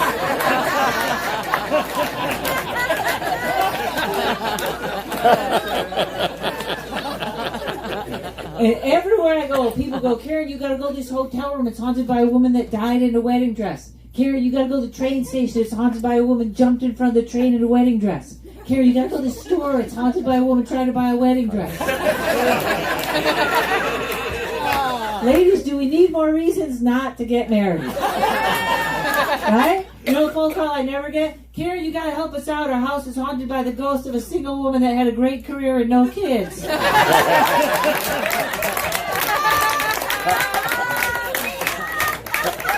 She's never a problem. And don't use a Ouija board. Ouija boards are bad. Someone told me a Ouija board will scream if you burn it. But I found out that's only true if you light it on fire while it's still in your friend's lap. And I own a haunted mirror. People give me scary things, you know. It's a big mirror. It stands on its own, you know. Looks like it's in an old horror movie. And it's not a kind mirror, right? Ladies know what I'm talking about. Kind mirror in the nightclub with the soft lighting makes you look very young and pretty. This is a mean mirror. Mean mirror makes you look like what you look like. So I don't like the mean mirror. I push it over the side. A friend of mine comes over. She's a medium and an alcoholic. And a life coach.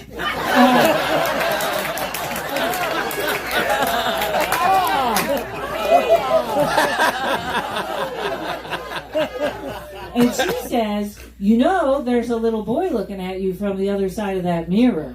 I know, isn't that awful? I hate children. I do everything to childproof my house. I have pills and sharp objects everywhere. Power tools, Tide Pods, whatever it takes so parents never bring them back. And so now I have this. Here's what I found out. I found out mirrors are actually portals to another time. So I said to my friend, where'd you get that mirror? He got it from his grandma who got it when she worked in elementary school in the 1920s, which means somewhere back in time, a teacher says to a student, what are you looking at? And the kid says, I'm not sure, but I think it's a naked lady pulling Fritos out of her underwear.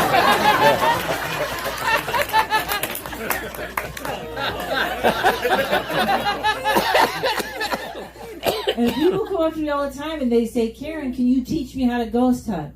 And I tell them it's very easy. You go to a haunted place and you turn on a tape recorder and you have the same conversation that married people have during sex. You say, could you make some noise so I know you're here?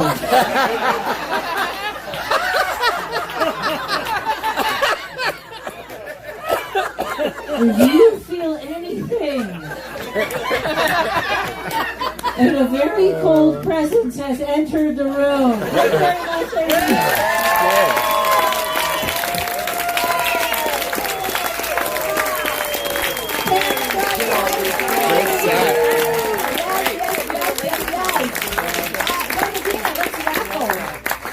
We're going to quickly raffle, and then I'm going to bring somebody on stage who... Yes, we're gonna raffle off a free 1 hour tarot card reading with Karen Rontowski. It's worth $100. And Mary Jo Mundy really wants it, so use your powers of manifestation, Mary Jo Mundy. Is it 526116? Oh my God! What? 526116. Going once. Go. Yeah? Yay! Come get you don't. What did she say? She didn't have her glasses on. You want to run up and give it to her? I'm worried she's going to trip on this. She doesn't have her glasses on. All right. The next person I'm bringing to the stage is somebody that I've known for quite a while. She's a yellow sister. She's a fellow Korean. Amy Anderson! Get out of here!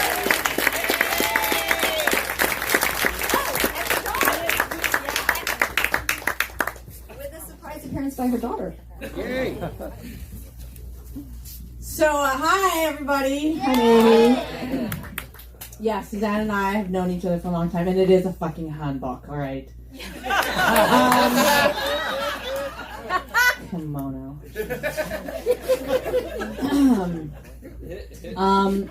So I'm a stand-up comedian and actor, and I kind of like, well, I want to do something different. I don't want to just do stand-up. We've heard each other stand up forever, and this is a special occasion. So I wanted to stretch myself and do something different. And I hope you guys will be loving and accepting of this, of course. So I wrote a spoken word piece. I have to read it because it's kind of new and I don't have it memorized, but I really like it. I hope it resonates with you. And Suzanne, I wrote this poem just for you. Dark in the city, night is a wire. Stream in the subway, earth is a fire. Do do do. Do do do do do do do. Woman, you want me, give me a sign and catch my breathing ever closer behind. If you're feeling me, join in. Do do do do do do do do do do do do do. In touch with the ground, I'm on the hunt, I'm down after you. Smell like I sound, I'm lost in a crowd, and I'm hungry like the wolf. Straddle the line, in discord and rhyme, I'm on the hunt down, I'm after you. Mouth is alive with juices like wine, and I'm hungry like the wolf. Stalked in the forest, too close to hide. I'll be upon you by the moonlight side. Everybody, do do do do do do do do do do do do. High blood drumming on your skin, it's so tight. You feel my heat, I'm just a moment behind. Do do do do do do do do do do do do. In touch with the ground, I'm on the hunt down, I'm after you. Scent in the sound, I'm lost and I'm found, and I'm hungry like the wolf. Strut on a line, it's discord and rhyme. I howl and I whine, I'm after you. Mouth is alive, all running inside, and I'm hungry like the wolf. Heavy breathing now, everybody. Hungry like the wolf. Hungry like the wolf. Oh, you guys are good. One final chorus, everybody. Do do do do do do do do do do do do. Suzanne, this song has fucking nothing to do with you. The truth is, I had that weird wolf in my house, and I've been wanting to do something with it for like a year. So tonight seemed like the perfect opportunity.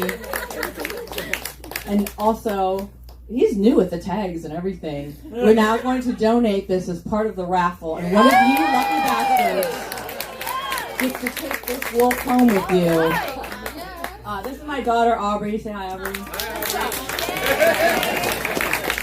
Her douchey father was supposed to watch her tonight and bailed on me, so that's why she's here with me doing interpretive wolf dance.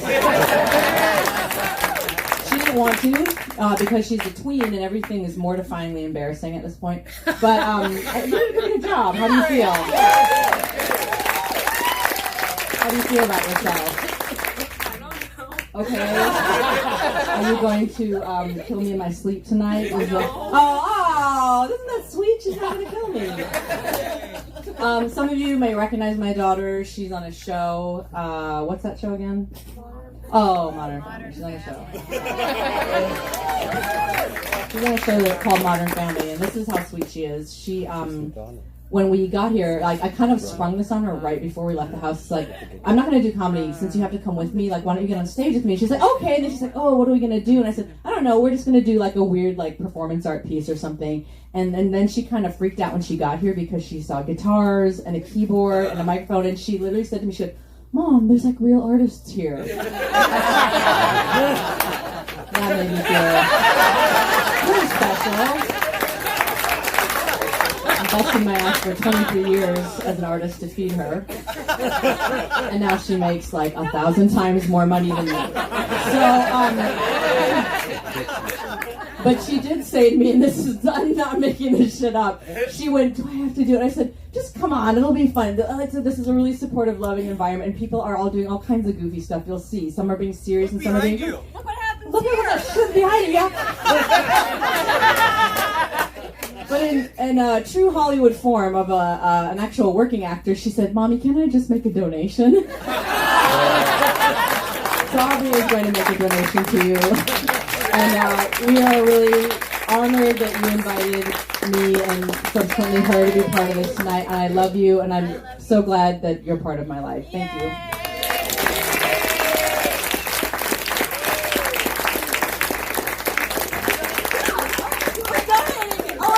Are you kidding? We're going to do this right now. Why don't you guys draw from the hat? Okay, so we're raffling off this lovely wolf. Where's the hat? John Medina. Funky John Medina, we need the hat. We're raffling off this beautiful wolf. All right. And Amy Anderson's going to pick it. And watch, I'm going to win it. Ah! That'd be hilarious. Okay, 526038. 526038. Who's that? 526038. Going once. Going to. Oh, we got a winner!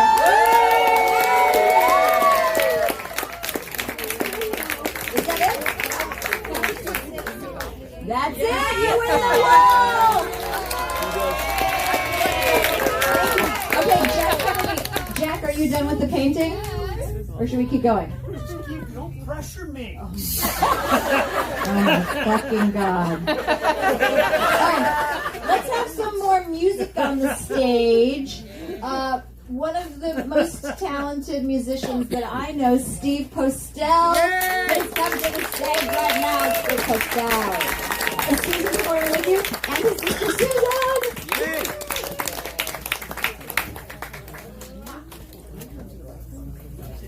Oh, if you need a moment to set up, I'll do some more raffling. Is that Helen Hong?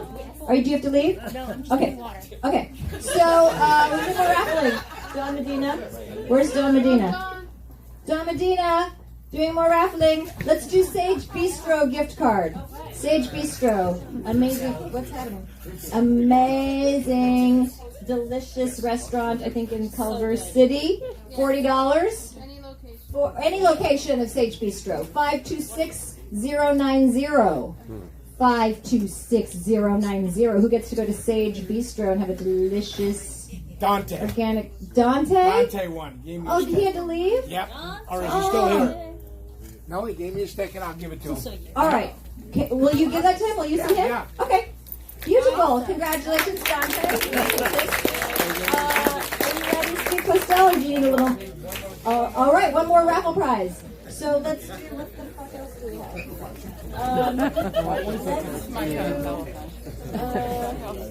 We have lots of stuff there.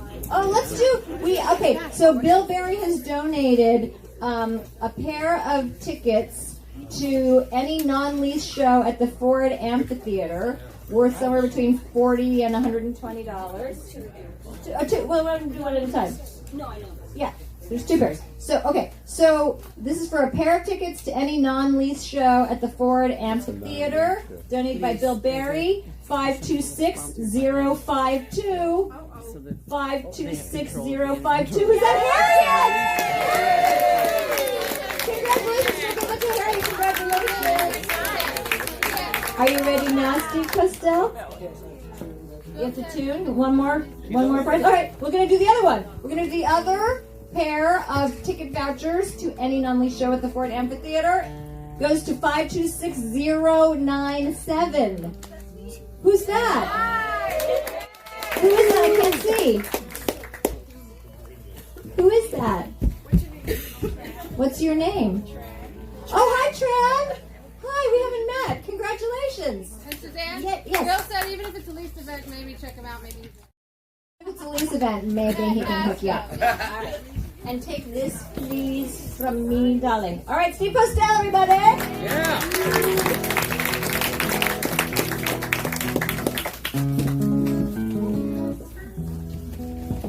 Jody, how's that sound?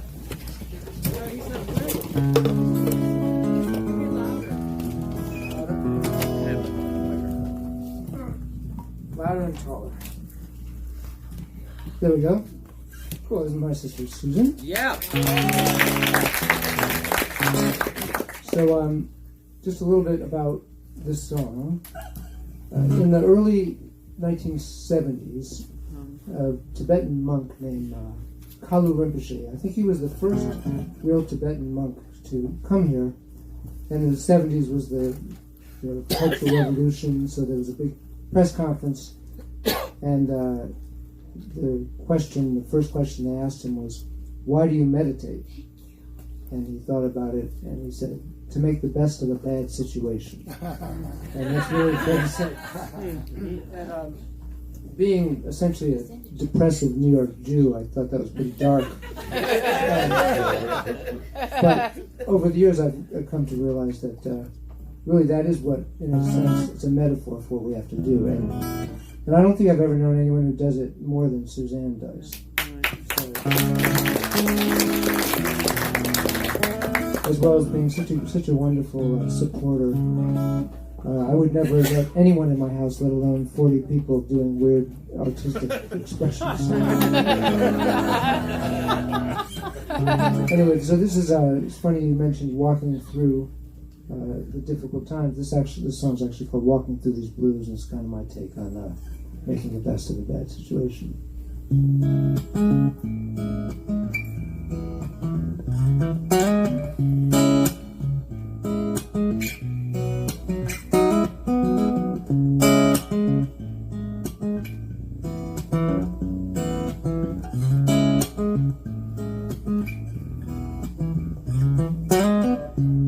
I'm looking at the sky, feeling kind of small. I'm looking at my life, make some sense of it all. Got my hands full of dirt, got my feet in a hole. Got my tools from the shed, I'm digging out my soul.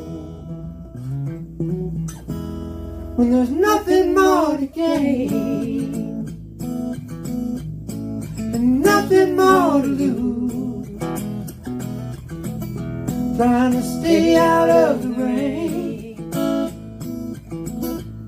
trying to keep up with the news. I'm looking for the truth, and I'm walking through these blues. I got some brand new shoes for walking through these blues.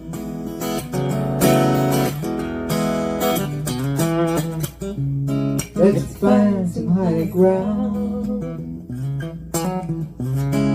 to watch the waters rise. Let's listen for the sound, hear the wind as she cries. When there's nothing more to gain and nothing more to lose, trying to stay out of the rain, trying to keep up with the news. I'm looking for the truth, and I'm walking through these blues. I got some brand new shoes for walking through these blues.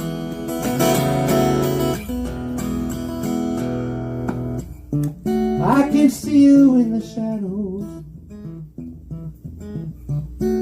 but nothing looks the same. If I don't find my way home, I'm the only one to blame.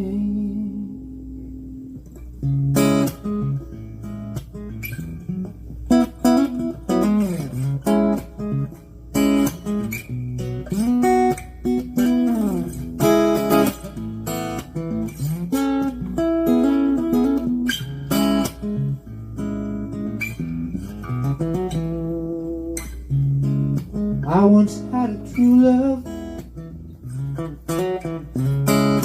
knocking at my door. Her picture in a frame.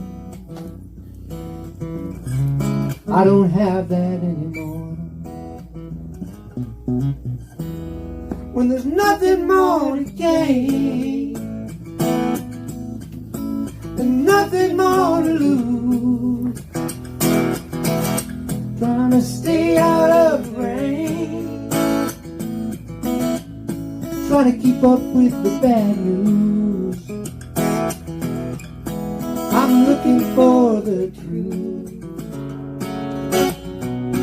and I'm walking through these blues. Said I'm looking for the truth, and I'm walking through these blues. I've got some brand new shoes for walking through these blues.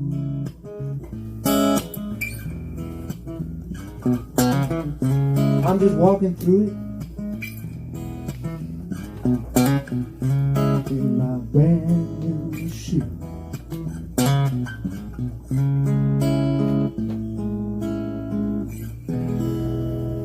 Yeah.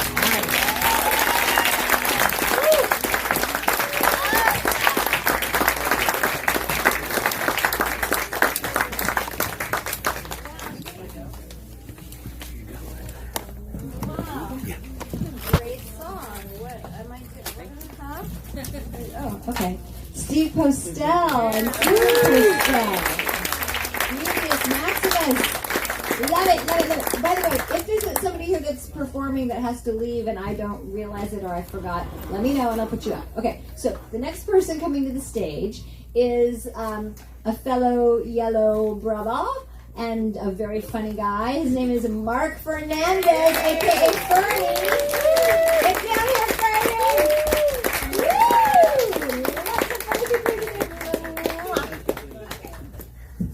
Hi, everybody. Hello. First of all, I just want to say thank you to Suzanne. Thank you, Jeff. Appreciate that. Having have a white man work for a brown man. That's good. Thank you very much. I appreciate the stage time. Is what I want to say, because I've been working on a Tonight Show set. Really? Yeah, for like 30 years now. But it's gonna happen. I turned 57 this year, and I'm gonna say something that's kind of douchey. I was at an audition, and I was talking to one of the other actors, and the subject of age came up. And I told him I was 57. He's like, "Dude, you should never tell people your age in this town. Don't tell them you're 57. That's ridiculous. Don't do that." And I'm like, "I don't give a shit. That's the beauty of being 57. I don't care. If they know I'm 57, are my knees gonna hurt less? Nope. Am I gonna take less Lipitor? Nope. So it doesn't matter. So I'm old. I don't do the dick pics thing. Any of you guys do dick pics? You look like you sent a few dick pics, or no? I don't do the dick pics. I don't understand that whole thing. That's a generation that's beyond me. But like, if I was when I was in high school, if I wanted a girl to see a picture of my dick, I'd have to draw it in art class and trick her into looking at my sketchbook. You know, I mean, that's a lot of work, really.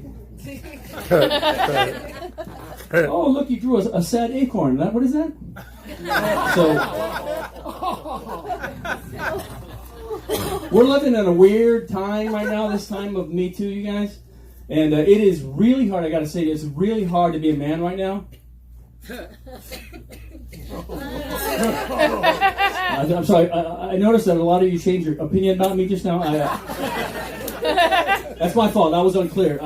When I said it's really hard to be a man right now, I said that in a facetious font. It's not hard, is my point, you guys. It's stupid. We think we've advanced as a society, and we think we're progressive, and we haven't yet, I don't think. So I always hear this phrase. I hear this phrase around, especially around this town. I hear this phrase a lot. I've heard women say this phrase too. Whenever somebody books a job that you want, or gets something that you want, I hear this phrase. Whose dick did he have to, you know the phrase? Whose dick did he have to suck to? You know what I mean? To suck to get that job. I've heard women say that phrase too. So we think we are advanced as a society, but we haven't, and we won't until that phrase changes. You know what I mean? until somebody books a job that we want, somebody gets something we want, and then somebody says, whose day did he have to hear about? Well, we have advanced as a society, you guys. I want to be a better man. That's it. I think men need to do better. That's the point. I want to be a better man. So I went and saw the vagina monologue. Did anyone see that? Did you guys see that show? Yeah. Pretty amazing. Pretty informational. I learned watching the vagina monologues that the clitoris has 8,000 more nerve endings than a penis. Did you know that? Yep. 8,000 more nerve endings than a penis? I find that incredibly unfair. That's unfair. That's ridiculous. But if that's true, then I want one. I want to have one. It's going to be amazing. 8,000 more nerve endings? Come on. I'm not saying cut my dick off. Like, put it on my thigh. I'll shove a hot dog in it. That's got to feel amazing. If it feels anything as good, anything near as good as a Q-tip in my ear in the morning after a shower, god damn it, I want one. Yeah. You ever do that after you're at a shower? The Q-tip in the ear, you do that? Take a shower, Q-tip goes in. It just feels so amazing. You're like, oh my god. Time just flies when that thing's in your ear. You open your eyes, like, holy shit, I missed Young and the Restless. What happened? That's, oh my god. My dog eats Q-tips. My dog likes to eat Q-tips. He's always knocking down my trash can in the bathroom and eating the Q-tips. I know! I was walking the other day, and he's getting ready to do his business, and he's down, and his legs are like shaking. I'm like, what's going on, man? What's going on? You all right? And I look down, and the tip of a Q-tip is sticking out of his ass. The tip of a Q-tip. I'm like, oh my god! So I got the poop bag, and I bent down, and I grabbed the tip and pulled an entire, completely intact Q-tip out of my dog's ass. That Q-tip traveled through a Chihuahua's gastrointestinal system, completely unharmed, came out, but he was struggling. He was just working really hard to get that thing out. That's how I feel about my career, a little bit. I need an agent, that's what I'm saying, that's my point. You guys know who Ernest Hemingway is? I have no segues, don't worry about it. I heard this internet legend about Ernest Hemingway that supposedly on a bar bet he wrote a 6-word short story that was heartbreaking. Anyone ever hear that? I wanted to find out what the 6-word short story that's heartbreaking. I looked it up, I found it. You guys want to hear it? Yeah. Here is Ernest Hemingway's 6-word short story that is heartbreaking. For sale. Baby shoes. Never worn. I know, right? For 6 words to be that effect, that's amazing, right? I wanted to do something similar, so I did. I wrote one. I wrote a 6-word short story that's heartbreaking. You guys want to hear mine? Yeah. Here's mine. Unopened box of condoms just expired. Oh my god. It gets you. I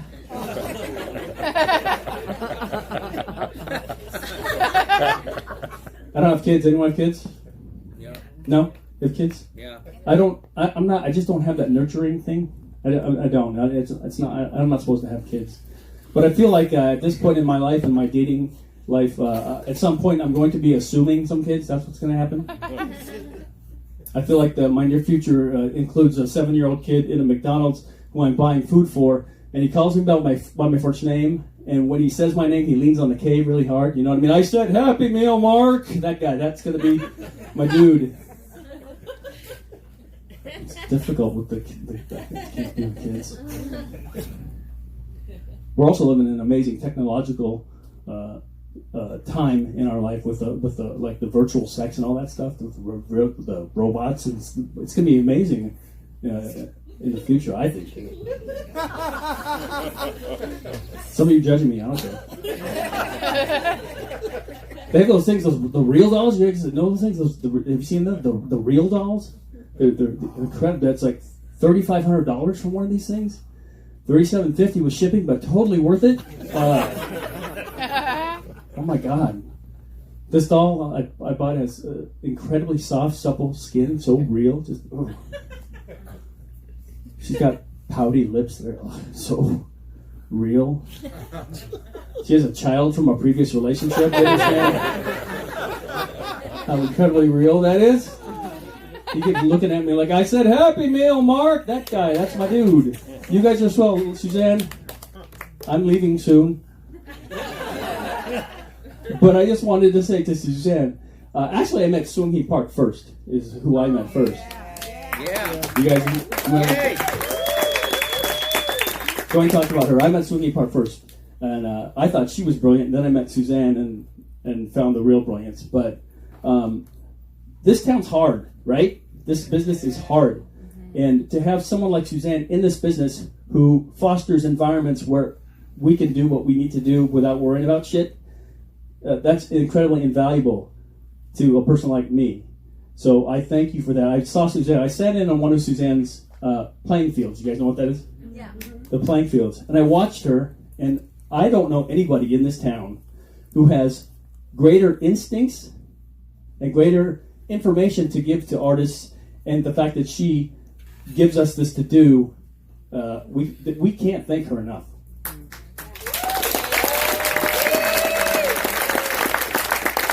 So, thank you, Yellow Mama.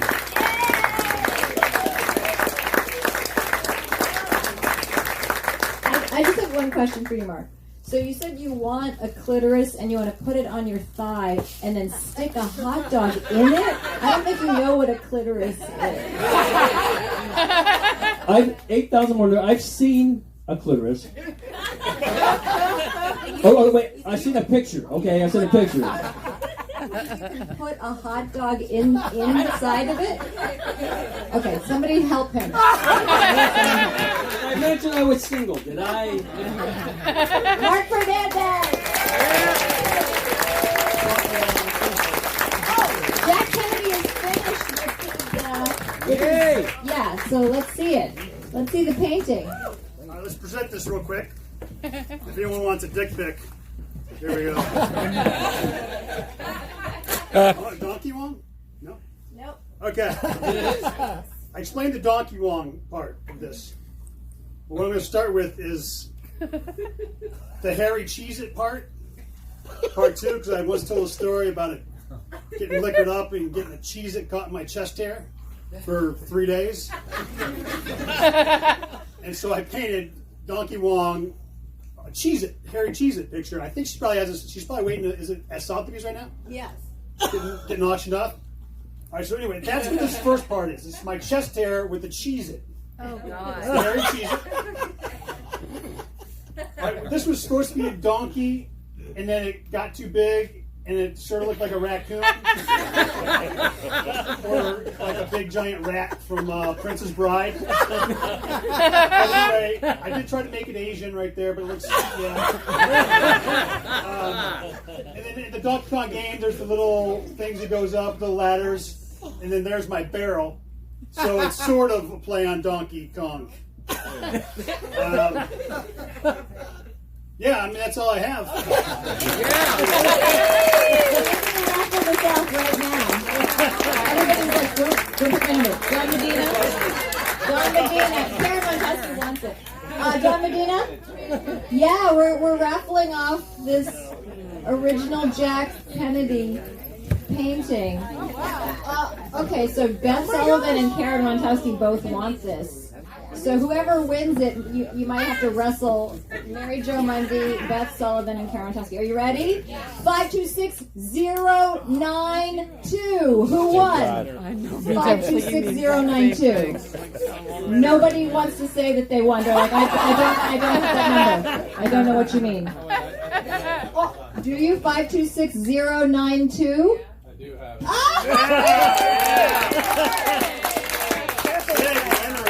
Tim, if you're nice, you'll give it to. Oh, he gave it to Beth Sullivan! What? Okay. Next, we're going to have some more music from somebody that I don't get to see often enough, but I absolutely love her, Cynthia Carl. Get up here. Cynthia Carl. And while you're setting up, I'm going to raffle off some more stuff. John Medina.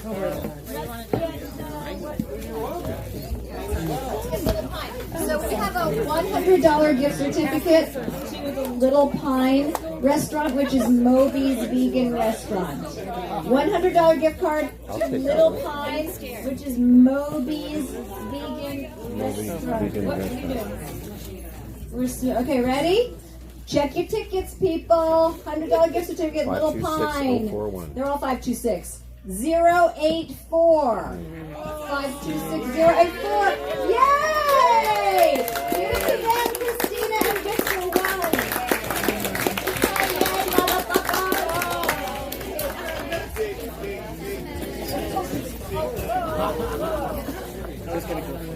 Do you want one? We got another one. This is a good one, you guys. Ready? This is a private 1-hour voice lesson with Kyle Puccia, who's in the house. It's worth $100. And he donated this, and I have studied voice with him, and he is amazing. Private 1-hour voice lesson with Kyle Puccia, worth $100. Ready?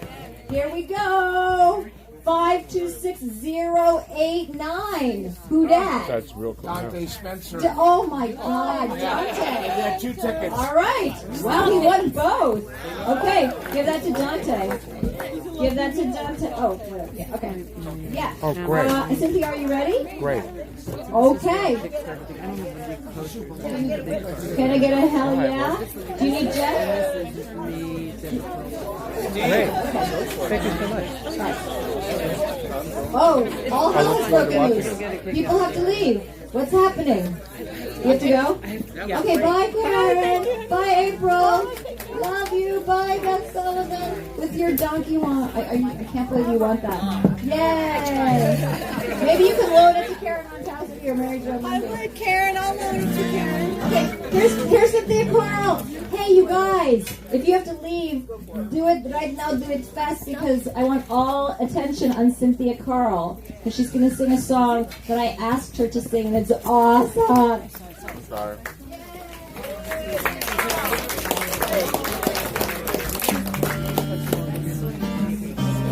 Oh, okay. If you win, I'll let you know. Yeah, they left. Oh, they're gone? Yeah, they left. Fantastic.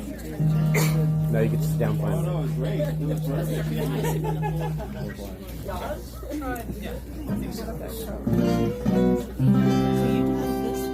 I do all the vegetables.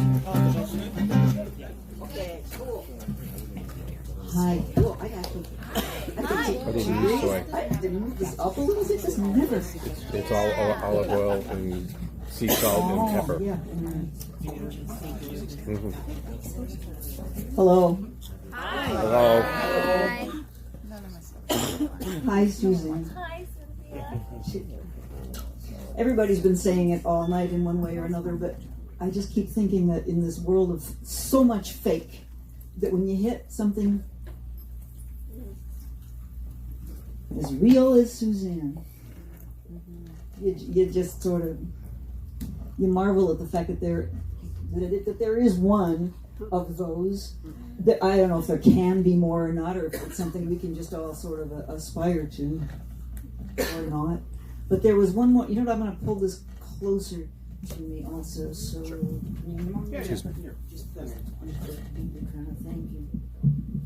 But the other thing I wanted to say was about Suzanne's parents, whom I do not know, never did know. But I am so impressed with people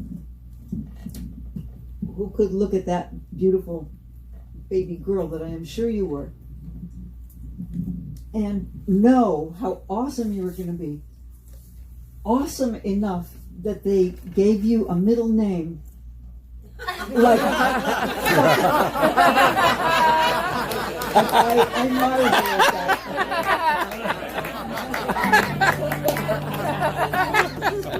That was great.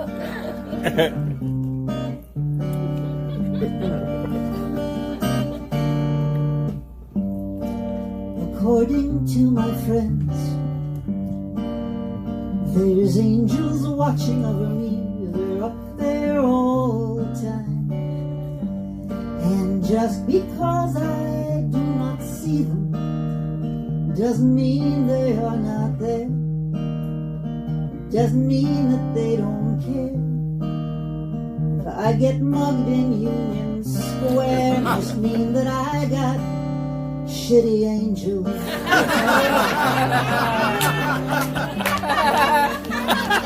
I got some pretty shitty angels.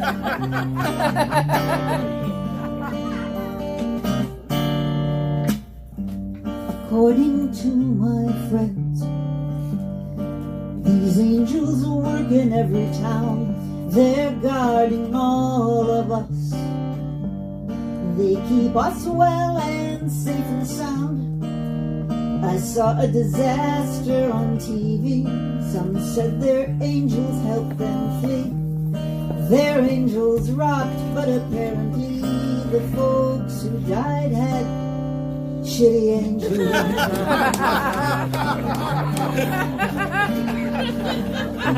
They got the really shitty angels.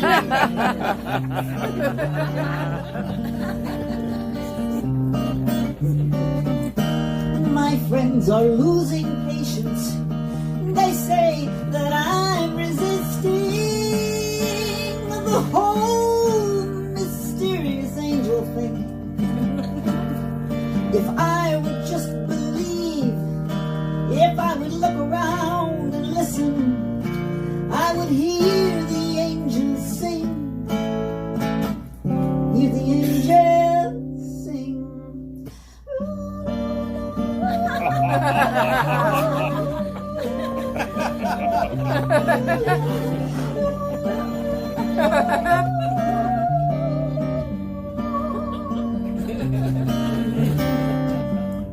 Turns out my friends were right. I hear the angels singing now. I understand the deal. It all depends on knowing how the ranks of angels are assigned. The sleekest wings, the sharpest minds, the ergonomically designed, the state-of-the-art, top-of-the-line type angels are never yours and mine.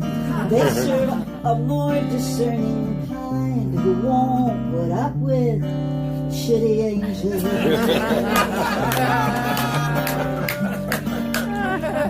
Theirs is a better class of angels. Very cute. The angels guarding you and me. They sleep till noon and watch TV. They trade their harps for GHB. They pee their pants in an emergency. And they only sing when they're hammered.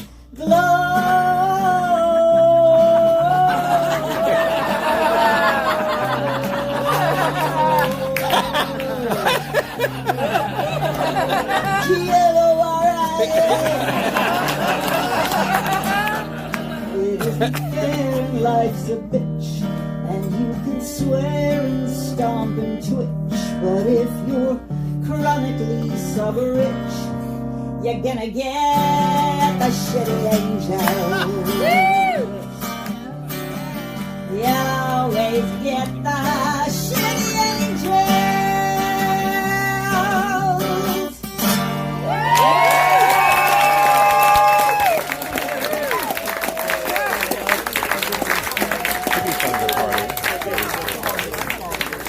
Come on, that is the best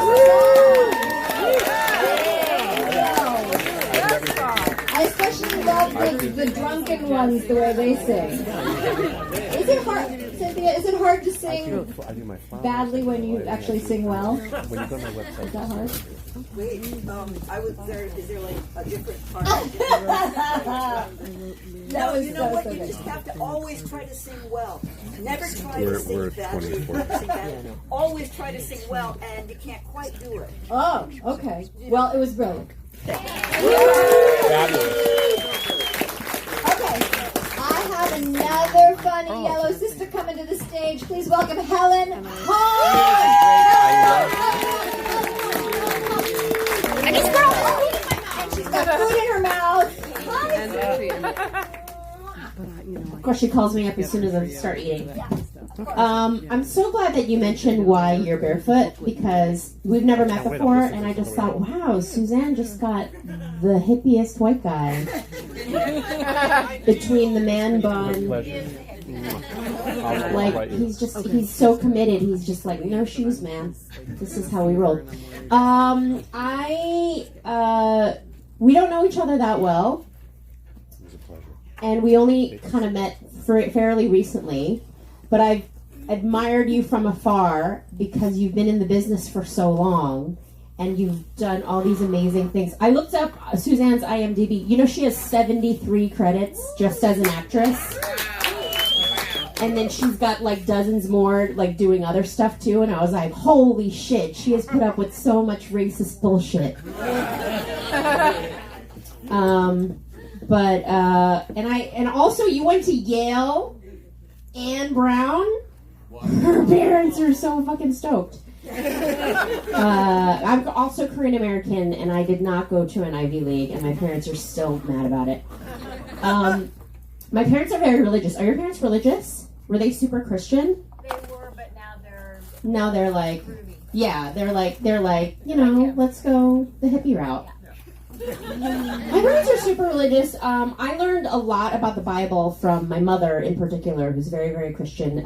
For instance, did you guys know that Jesus Christ was put on this earth so that I could marry a Korean doctor? Did you guys know that? I did not know that. I had no idea until my mom let me know. She's like, listen, Helen, our Lord and Savior gave up his life so you could marry at least a dentist. So get on that shit. I'm like, wow, Mom, that's news to me. I thought Jesus Christ gave up his life to save us from our sins. She's like, no.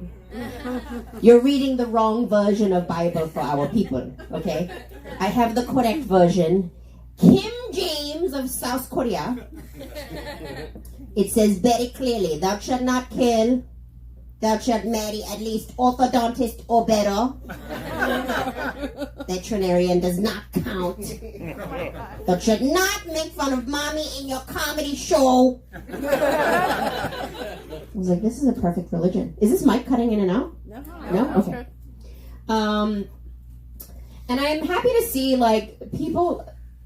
Like, I've known Suzanne for not that long, but immediately I knew she was just such a special, kind, generous, warm-hearted person. And I knew that everyone who would be here tonight would just be a really loving, super open-hearted, great quality person. And I'm so happy to see people out there, because I feel like we're going through some shit in our country right now, right? Like, I don't know if you guys are white-knuckling through your Twitter feed like I am. Shit show happening at the moment. And so I'm feeling it. I'm feeling very stressed out lately. I decided actually right now is a good time for me to get a dog. Not because of the soothing effects of a dog, but because I heard that dog Xanax is cheaper than people's Xanax. My prescription is running out. I'm like, give me the damn dog. Give me 2 dogs. Give me all the dogs. Did you guys know that dog Xanax is the same as people's Xanax? I heard this from a medical professional. You can take dog Xanax. Oh my God. You just have to mess around with the amounts. Like 1 every 7 hours for the dog is 1 every 1 hour for you. You don't have to wrap the Xanax in bologna or anything. You can just take it. You don't have to mix it in peanut butter. You can just take it. I had that dog on years and years of anti-anxiety medication. I feel like at some point the vet is going to be like, Helen, I think your dog's doing all right. I'm going to be like, oh God, no. It's really rough times for the dog right now, okay? The dog had a horrible Tinder date last night. And the dog has been reading some very racist comments on his YouTube channel. And the dog's mom wants it to marry a Korean doctor. My mom wants me to marry a Korean doctor very, very badly because that bitch stays on brand. And I don't know what the big deal is with Korean doctors. I actually had to go to a Korean doctor recently, and he was the worst doctor. He was phoning it in. He was playing Fortnite in the corner. Dude. I actually have a theory. It's a controversial theory about Asian doctors. I think Asian doctors are the worst doctors. Yeah. buckle up. By the way, this is probably a theory that I can have, and Suzanne can have, and you can have, and nobody else can have. So don't try to get racist at your doctor's office. Here's my theory. I don't want my medical care in the hands of someone who can't even stand up to their own parents. I mean, let's face it, half of Asian doctors don't want to be doctors at all. They want to be rappers like the rest of us. And how are you going to fight meningitis if you can't even fight your own tiger mom, Dr. Kim? I want my doctor to be a non-Asian, non-Jewish, non-Indian doctor. Because, that doctor had to go through some shit. Like, nobody thought that person was going to make it as a doctor. Can you imagine even applying to medical school with a name like Bubba O'Leary? Oh. Thank you, Bubba, for your application, but we have 7 Patels in line ahead of you, so take a seat. It is like tough times in the country right now. I feel like it's bringing out the worst in people. That's why I'm really glad to be here sharing fellowship with some of the best people in the Valley. Because I know that's Suzanne's. I know that if you're a friend of Suzanne, you're a really quality person. Because there's a lot of petty bullshit going on right now. I recently met the most petty person I've ever encountered in my entire life. I'll tell you about it. I was in a public restroom and I got into a poop off. I will explain it, and I know you have all been there. It's when you have to shit in a public bathroom. You go to the bathroom and it's empty, and you're like, yes, I want to take the biggest dump in here. You go into your stall, you settle in, and then you hear some other bitch walk in. And you're like, God damn it, now you gotta hold off. You're in a holding pattern. You hear her go into her stall, she takes off her pants, she settles in, and then everything goes silent. This is when you know you're officially in a poop off. Because ain't nobody needs to pee. Everybody's got to shit. And we can't co-shit with strangers, right? I mean, we're not animals. We're not wildebeests or men. I know you guys can just shit willy-nilly. You get 10 of you in a stall, just shit. No, ladies, right? We're more advanced. We can't co-shit with other people. One person gets to shit. The other person needs to get up and leave and shit later, right? That's the rules of the poop off. And whoever sits there silently longer is the winner of the poop off. So there I am, gritting my teeth silently, and I won the poop off. I did. I sat there longer. I heard her go, ugh. She gets up, she puts on her pants, she kicks open the door of the stall, she washes her hands, and then on her way out, she does the most petty thing I've ever experienced. She turns the light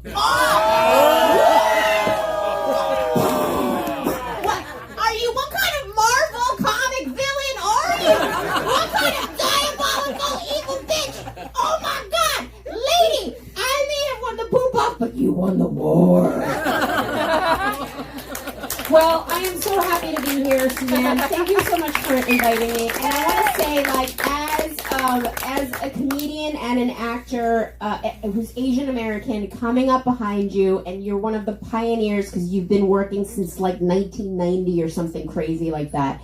That if it wasn't for people like Suzanne, there's no way that I would have a career in this business and not have wanted to shoot people in the face, because she had to deal with all this racist bullshit and bad stereotypes and all this stuff, and you did it with grace and talent and an amazing spirit, and I wish you nothing but love. Thank you.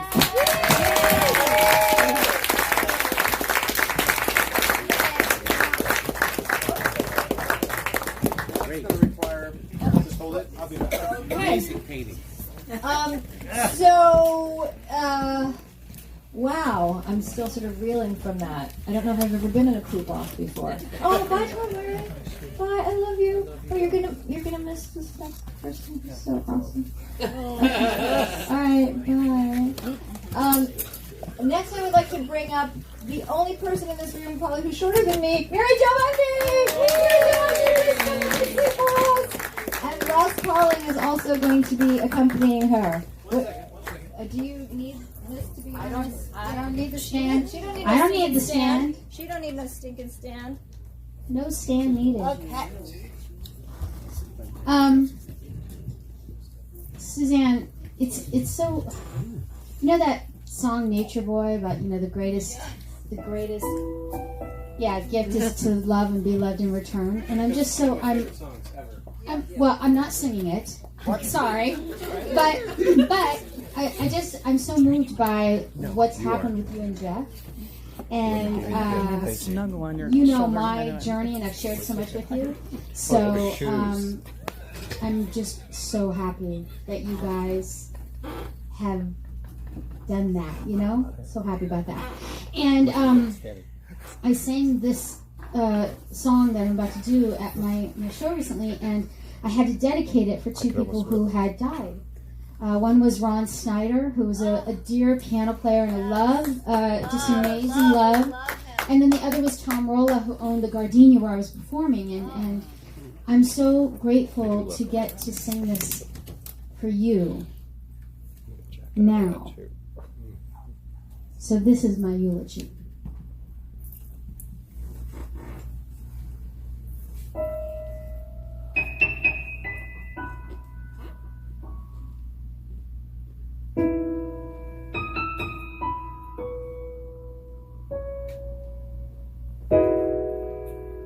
Loving you is not a choice. It's who I am. Loving you is not a choice, and not much reason to rejoice. But it gives me purpose, gives me voice to say to the world, this is why I live. You are why I live. Loving you is why I do the things I do. Loving you is not in my control, but loving you, I have a goal for what's left of my life. I will live, and I would die for you.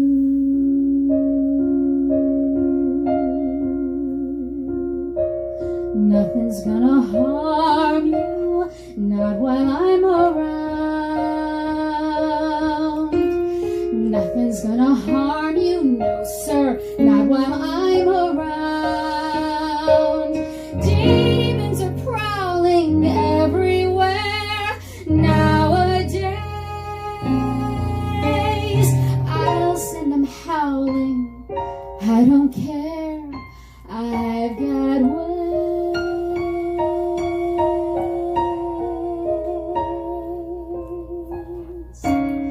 No one's gonna hurt you, no one's gonna dare.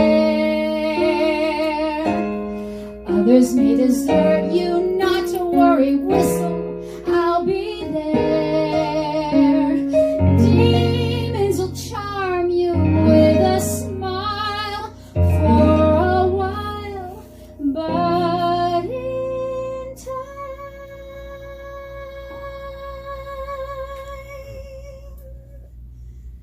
nothing can harm you, not while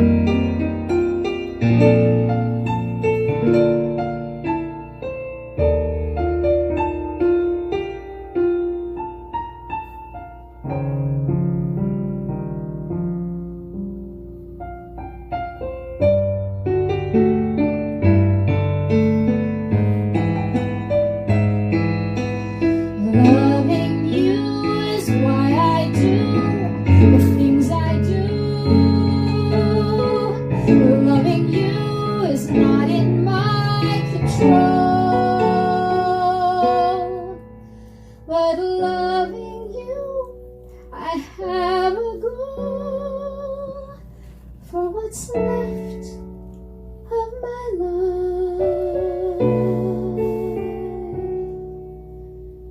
I will live and I would die for you.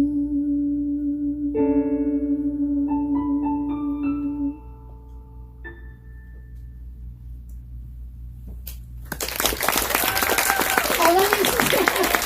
I love you. I love you, Jack. I love you. I love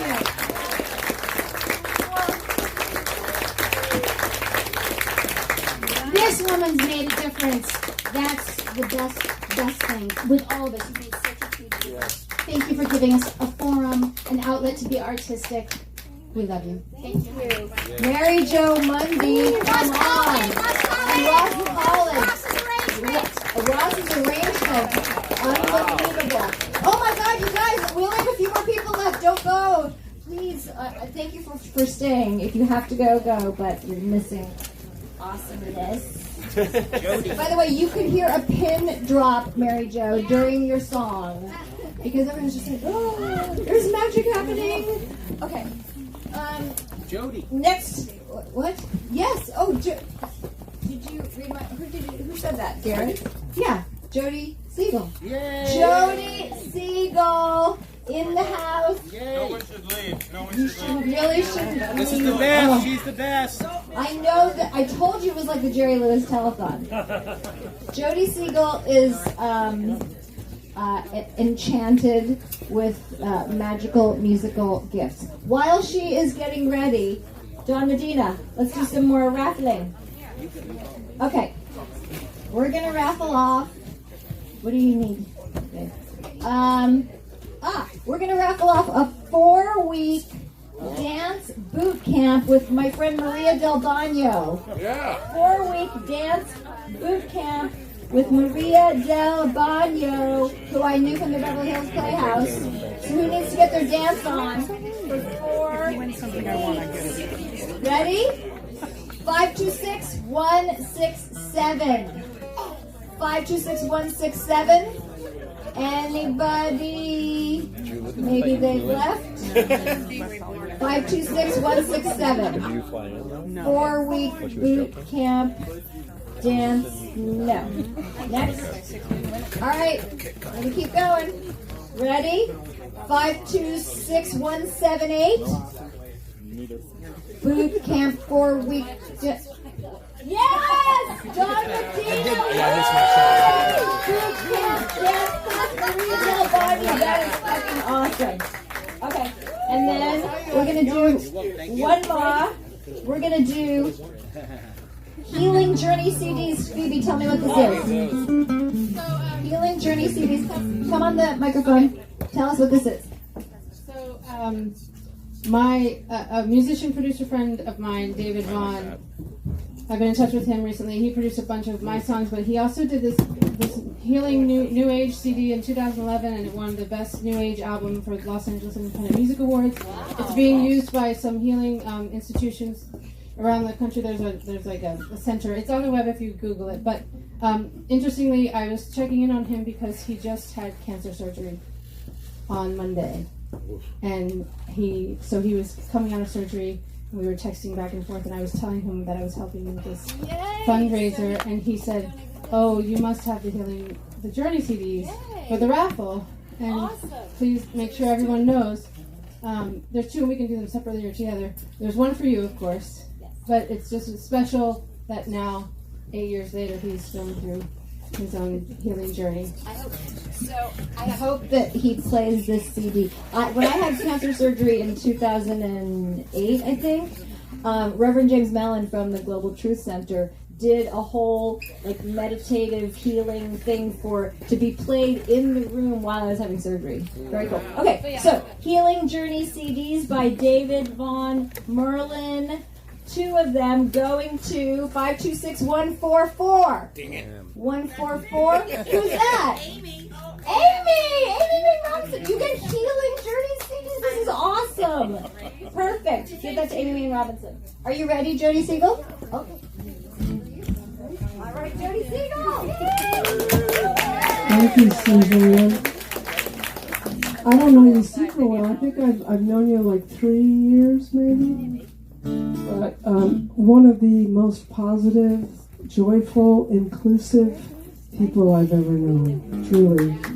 And thank you for inviting me to the Suzanne party. So I was trying to think of a song that would be good to play for you, because I feel like I'm playing for you, even though all these other people are staring at me.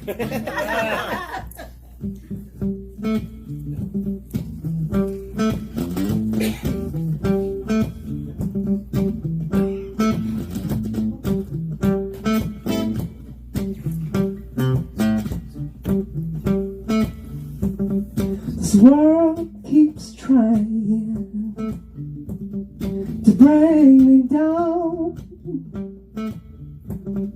but I ain't listening to those crazy sounds.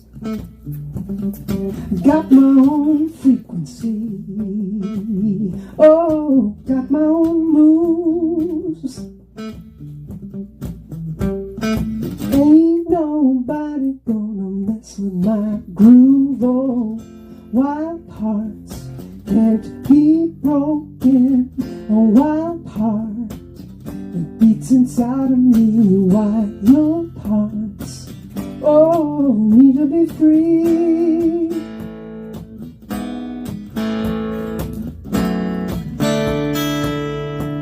See, I wasn't made in no assembly line, and I might have an attitude, but at least it's mine. But I'll keep trying to reach you, I'll even meet you halfway. Push me too far, I don't wanna play no wild hearts can't be broken, a wild heart, it beats inside of me, wild hearts, oh, need to be free, free to be whoever I wanna be, whatever is calling me, whatever is calling me.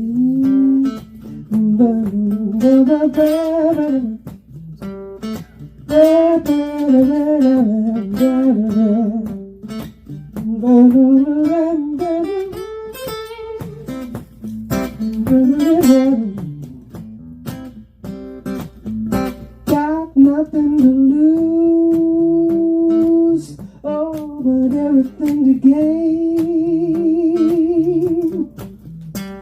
'Cause spirit like mine can't be tamed, no, wild hearts can't be broken, a wild heart, it beats inside of me, wild hearts keep on growing, a wild heart, it beats inside of me, wild hearts, oh, need to be free, you need to be free.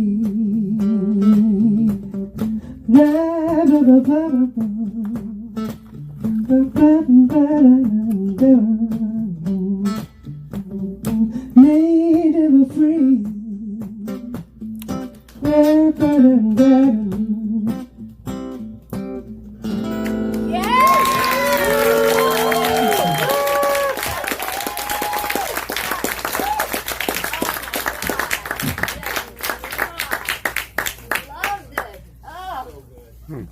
Aren't you glad you stayed?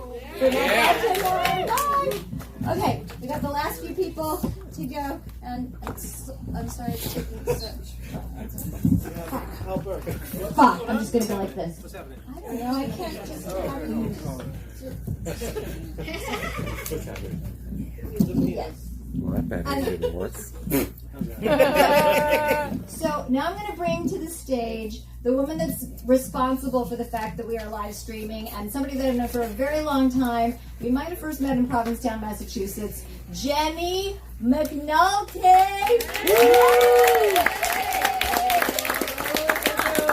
Back there listening in person. Oh shit, that's me. That's okay. you.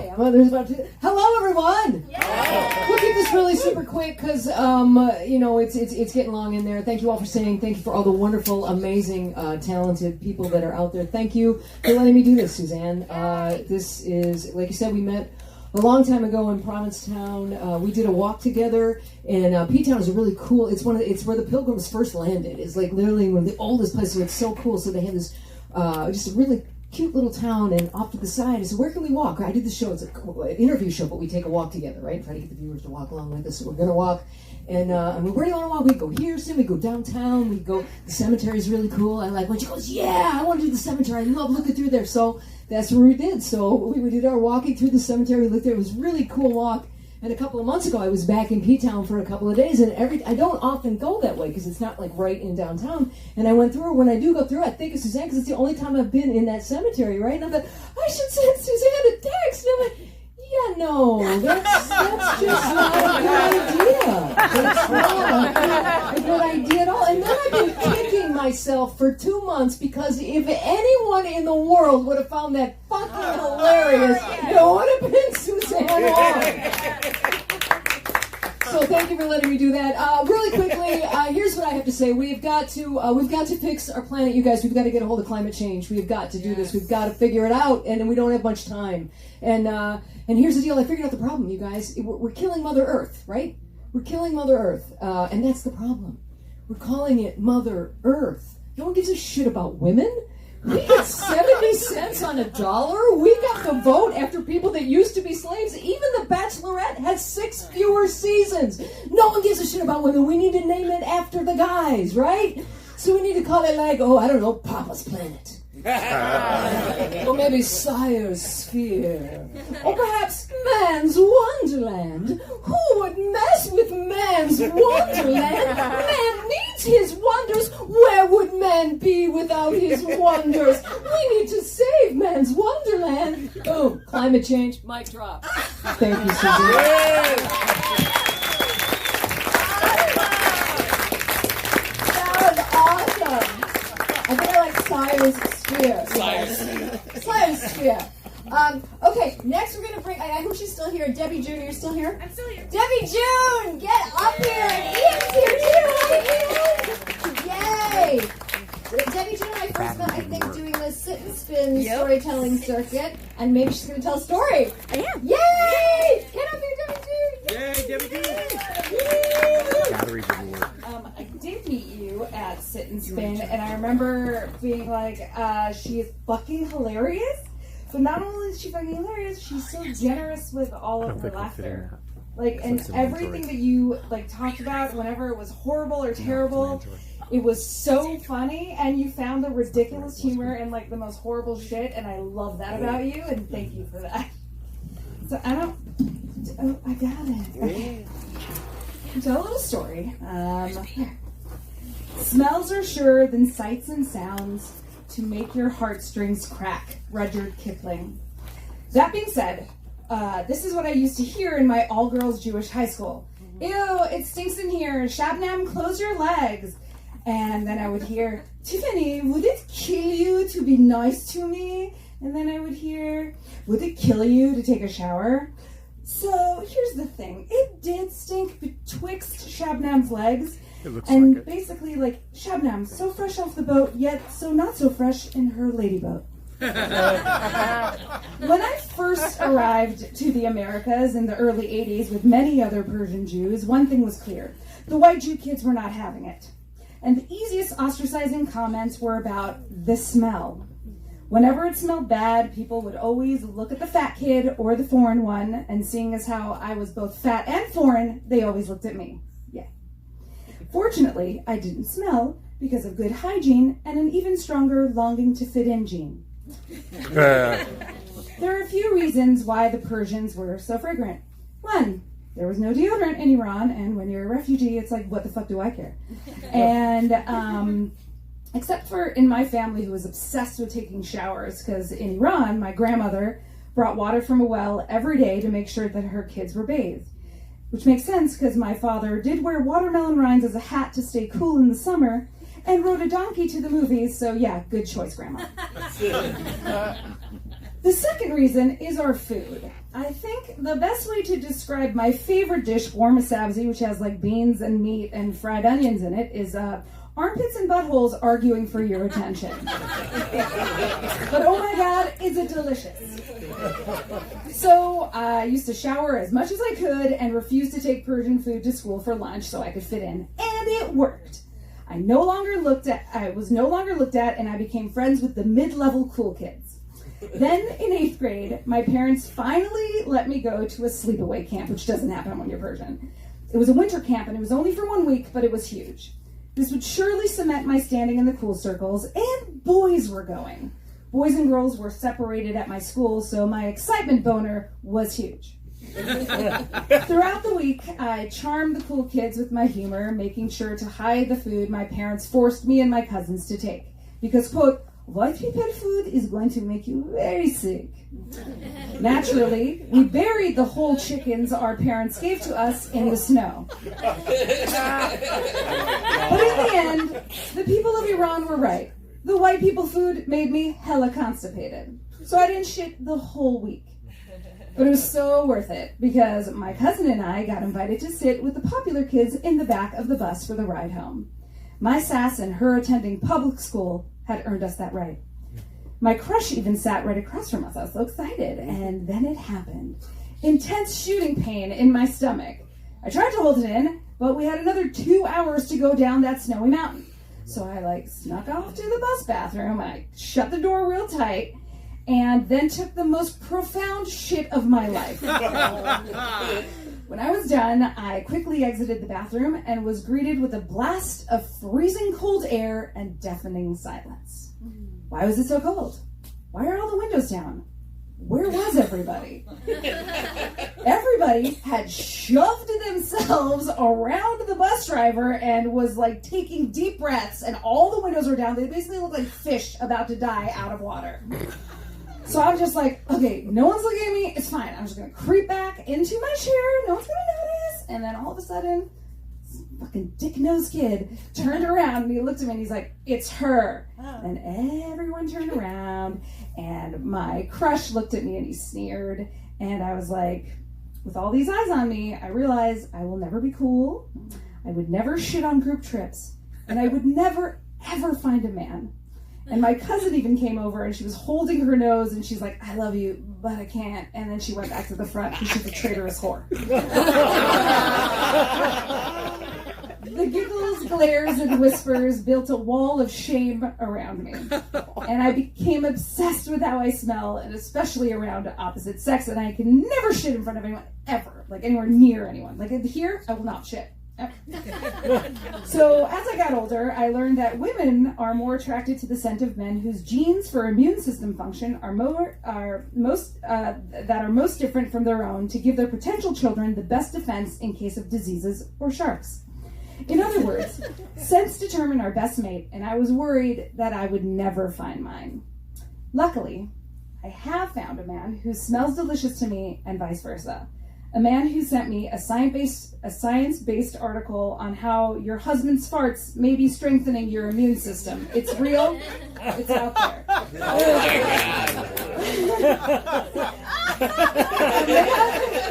Who thinks it's cute that I blast Call Me Al by Paul Simon? Is it Paul Simon? I don't even know. From the bathroom when I take a shit, because I'm still embarrassed. A man who helps me not feel shame about taking shit on group trips with our friends. Rudyard Kipling was right. Smells are sure to make your heartstrings crack, and my husband's acceptance of me and all my smells has cracked mine. Aww. And Suzanne, seeing you guys together really warms my heart and makes me feel like I wish this for everyone. What you guys have and what I have found, I want this for everyone. And you'll be happy to know we have we find it hilarious when we fart in front of each other. Hilarious. Oh, I love it when it's Hilarious. I can't stop it. Oh my god. I like the fact that Helen Hong and Debbie Jean both talked about shitting because I find it particularly hilarious and fascinating, all the different, and because I've been lately purging myself of parasites, tapeworms, and candida by doing enemas. And if you've never done an enema, these are just like plain water ones and apple cider vinegar ones and coffee ones and aloe vera ones.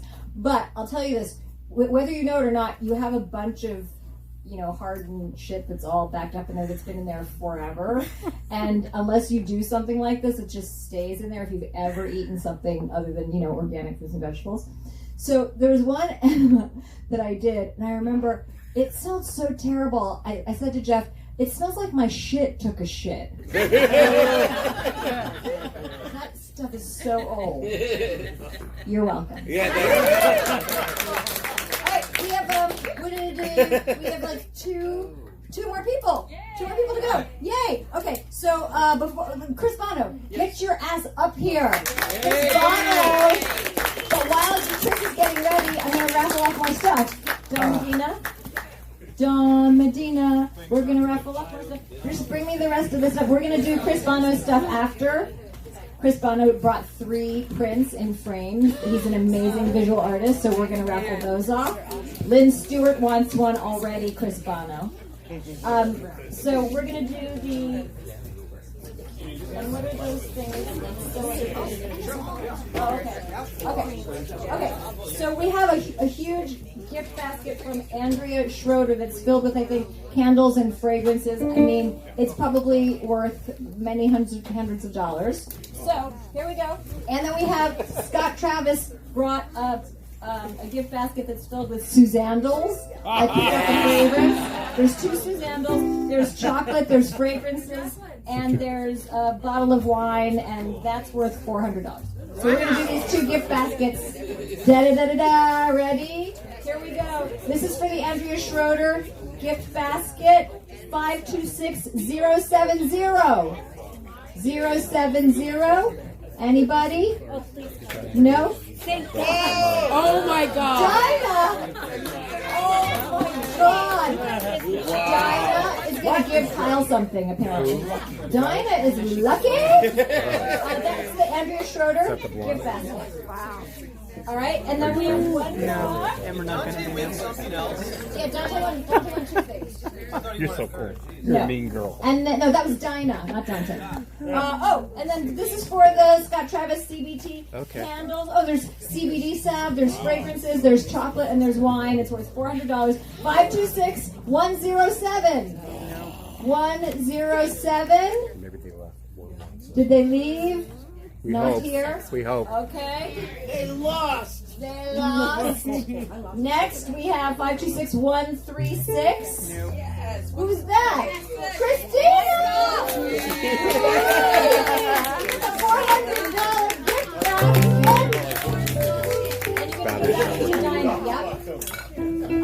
Okay, so Chris Bono is apparently going to be playing. I first met Chris Bono doing stand-up, I think, and then again in Harriet Schach's songwriting class. And he's multi-talented. He acts, he sings, he writes songs, he plays guitar, he paints. There's probably other things too. But here he is, Chris Bono! Yay! Hi everybody. I was hoping that we'd get to take that hat. It's a weird stand. It's a good hat. It's a little one. Oh, it's okay. I'd like to do the thing because it's practice for later. So, one older guy got that. I still touch it. I can still touch it. Doesn't work. At least I'm making contact. So, my name is Chris Bono. I'm very excited about not really knowing how to use the equipment. Now, I got a clip out of the deal for. I'm not sure where it goes. Now, I met her for a gig. I think that was when we met to go to perform in Brea. Brea at the Improv. Brea at the Improv. And my job was to drive us there because I was my friend Hal was headlining, and I was doing the set, and then he said, "Suzanne's awesome. You got to meet Suzanne, and Suzanne's awesome. But you're driving her from here to a million hours later somewhere else." That's Freya with a bunch of stupid white people there that are like drunk. And so Suzanne, so I had this Honda Element, and I liked it because it's not like a truck. It's weird. It's got the boxy shape, but then it looks like something from Scooby-Doo or something like that. And they're very popular for people who like to cut catalytic converters off. And that's always a plus at 3 in the morning when they slide the thing and then it's gone and you cry. So before, when it was working, Suzanne suddenly is in my car. She's in the front seat on the right side, right? I think it was that, because I know it was some kind of... Anyway, she was beautiful. There's this gorgeous woman in the car, and I know that she's like done some hosting, because that's my favorite show, is trying to buy a house when they can't even get on anything on prime time. So I've done more than just my YouTube videos. Now, still, I feel confident around women. I like them a lot. And it's been trouble for me, and thank God I'm with one now for quite a long time, and to the point where I've lost count. I heard the other day that we've been together 8 years, and that was like, I thought it was like Thursday. But it's good. But so I had to have small talk and real talk and shit with this gorgeous lady dressed like with the thing, always with the big dresses and clean, like everything is pressed and purchased. Maybe, who knows, like that day she looked so clean and ready for camera one. And so anyway, she hadn't changed. Now, so still, you're doing a lot of AOC shit tonight, frankly. You have so much brightness and light to you, and I feel like when you smile, it's like you just shat on Mitch McConnell. And, like you just went like, yes, I read and pay attention and understand sequential thought. And, well, I don't understand why that would be some of this young bartender bullshit. Now, you're fantastic. For a person that is having one of these and, some little thing that you're going to wake up and it'll be across the room like, Jeff, shoot it! Let's move! We're moving now!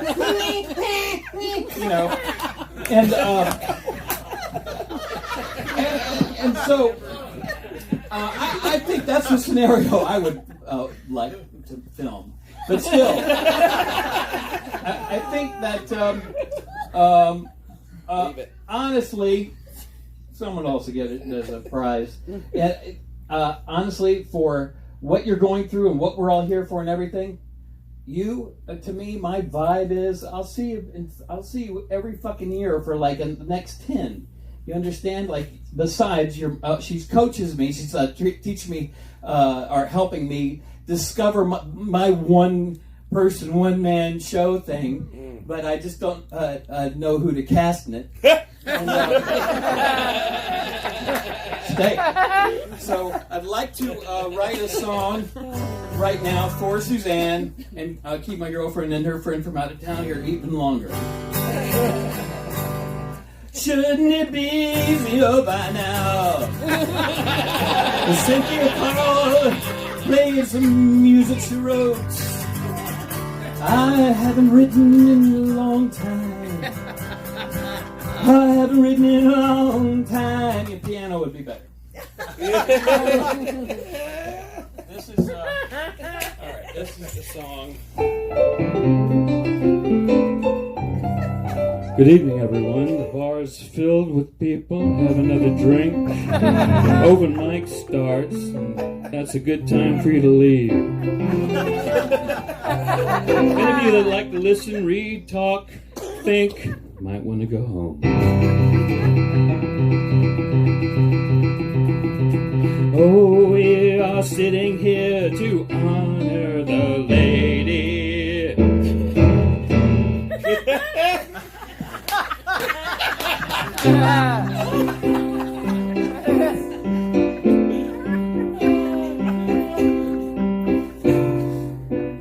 Nothing's wrong, this is all a joke, so we can go outside and smoke and dance and drink and pour alcohol on our livers if we want.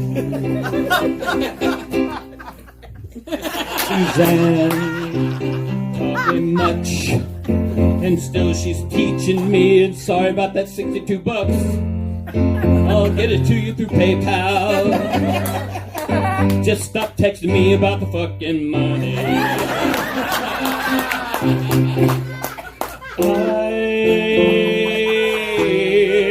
never thought a bad thing about Suzanne when she came out as this lady. Oh God, when you had the handbok,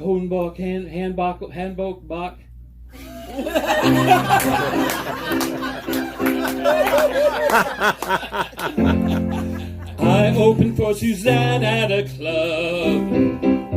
It was just me and her. Fuck how. It was the headliner earlier that set things up, and I had some real kind of issues with like, well, he's smarter and fun and it makes more money. So it was wonderful to just have it me and her. But I had to go in and talk to her in her dressing room to find out, how do you want me to open it? And she was already dressed like Sunyi Park. No, I mean, have you ever met Sunyi?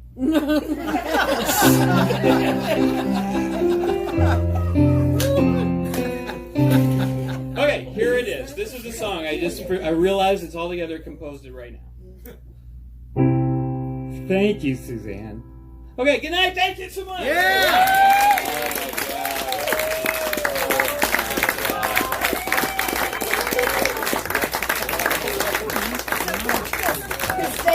By the way, how great is just non sequitur Chris Bono? Love it. Chris, will you get up here because we're going to raffle off the 3 artwork prints that he brought that are framed and amazing. I own several Chris Bonos myself. Okay. So, these are the ones that go. Yeah, they go with those. So bring each one up at a time. What? Yes? Sure. One at a time. If I could show them, okay, that's their take home. So what do you want to do first? Well, this one. Look at Vincent Price. Yeah. Oh my God. I call this one Lorraine's Vincent because Lorraine Newman bought the painting. Lorraine Newman bought the painting. This is a print. Yes. Are you ready? Here we go. Amazing. 526-091. 091. Anybody? It better not be Dinah. 526-091? No. Okay. Take 2. 526-051. There it is. Is that you? Oh, actually, the one that says Lorraine's. Yes. Lorraine's. Okay. Now, next one. What's the next one? The next one will mix it up a lot. But this is David Lynch. David Lynch in blue. David Lynch in blue. Was it your blue period? It was my blue period. Chris Bono's blue period. I called the doctor immediately. Okay, David Lynch in blue. 526-141. 141. Oh, I have 4. Who's that? John Nice. Lennon. Fantastic. Now, and the last one is glaring. another Vincent Price where he's glaring. Glaring Vincent. And that goes to 526-138. 138? Well, oh! Kristina Wong! Nice work. Okay, now for the 4 people who are left, we have your big headliner for the evening.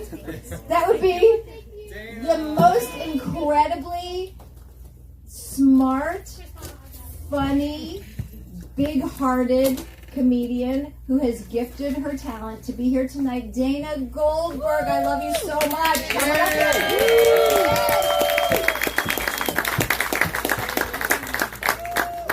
Keep it going for Suzanne Wong, first of all.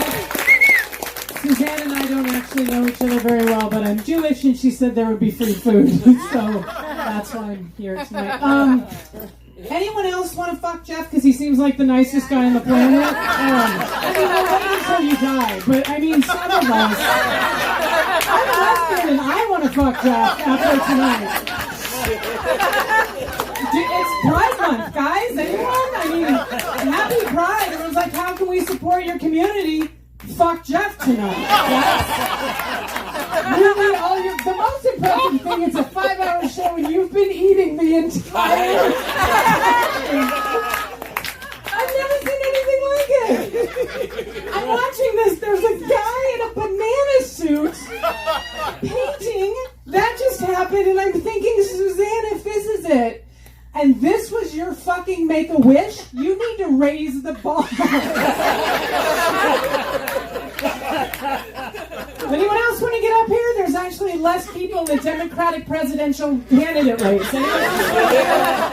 Anyone else want to do something tonight? And I'll tell you what, the raffle is actually a really, really smart way to figure out who couldn't give up 4 hours of their fucking life for a woman that might actually be taken by a tumor. People left. You couldn't give up 5 hours. They take your name. They call your number. You're not here. Look how fast I lost them. They're also here. In an hour, we're actually going to have breakfast catered. So if you guys want to stay. For the guy in the back, I'm a lesbian. I can help you find the clitoris if you need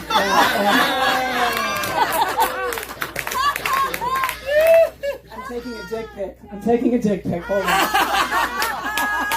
Thank you for getting the lesbian joke. Listen, people, I'm not going to be up here for that long because it's 1 o'clock in the morning. But Suzanne, if this doesn't end up killing you, trying to fucking park at 7 o'clock on Ventura Boulevard, I almost took you out myself. And if you commit suicide, I will kill you. We'll all do it. We'll take you out. But at the same time, like, we're all going to die anyway. We're going to be at war with Iran by the end of this show. It's a possibility. The guy in the White House, goodness. I think we're all smart people in this room, and we need to celebrate everything we can. At this point, just celebrate everything you can. You know that. The two of you, this love, still eating. It's me, man, I'm boys. She's talking about how they stink. I'm dating a woman with 2 boys, and they're 10 and 13. The 13-year-old, I'm like, are you aging blue cheese in your room? Like, what is that smell? Does anyone else in here have children? Awful. Whatever. We need to celebrate. Are there any Jews? Any other Jews in the room? There's a few of us. Kala. Thank you. Explain that to the Catholic person next to you. Jesus Christ. I really don't know what's going to happen, so I started celebrating Christmas. I was like, screw it. They look like they're having a good time. I'm going to do this. And then but I don't know what I'm doing, so I think I went overboard last year. Like, I put up lights, and I got a tree and a mistletoe belt. That's the gift that keeps on giving. Some of you look confused about that. That's fine. I'm coming if you do it right. But this whole administration, first of all, it's June 26th, for those of you that don't know, and I say this because Suzanne Wong is a huge advocate for the LGBTQ community, if you don't know that. So P-Town loves you. The gay boys love you. Is anyone else in here part of the LGBTQ community? A few of you. There's like 5 of us. That's fine. That's fine. It's Pride Month. They're like, it's almost over. You guys can pipe down a little bit. June 26th is actually the anniversary of marriage equality 4 years ago. So we got marriage equality today as we celebrate your life 4 years ago. But one of my favorite jokes that I like to tell is when gay people got the right to get married, LGBTQ people got the right to get married, the religious right lost their fucking minds. And they started trying to pass all these bills. And Suzanne's an advocate for the community. So one of these passed in Arkansas by a woman named Michelle Duggar. Do you know who that is? So she's got like that show on TLC, like 157 kids and counting, or whatever they're doing in Arkansas. So as a comedian, I have a voice, and we're trying to speak truth to power now. So I went on social media and I said, Arkansas just passed an anti-LGBT discrimination bill. Michelle Duggar, you can kiss my lesbian ass for inspiring it. I hope you and your clown car of a vagina. I hope you and your clown car of a vagina are done having children, because Lord knows you're only teaching them hate and discrimination. It's incredibly sad. And there was a lot of likes from like the LGBTQ community and our allies, which I know there's a lot of people in here. And then the religious right got a hold of it. And it turned into magic. Here's the first post. Dana, have you ever noticed that man and woman were created physically different? No. I'm Jewish, I thought it was a circumcision gone terribly wrong. Like maybe they just accidentally took too much off. And then Eileen starts to lose her shit. She goes, God's purpose is procreation, not abortion, lesbian or gay antics, or contraception. Dread the loss of heaven and the pains of hell. Thou shalt not offend God. Seriously, lady, take it down a notch. You're on Facebook. Here's the next and last one. It's my favorite. I'm sick to death of all these gay people trying to cram their sexual preferences down our throats.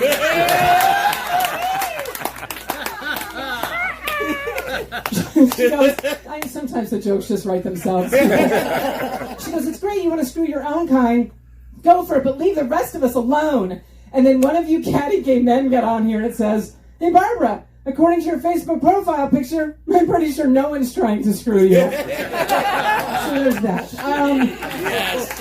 We're living in some weird times. I don't know how many of you can agree with this. I'm really glad we got the house back in January, because things were looking a little scary.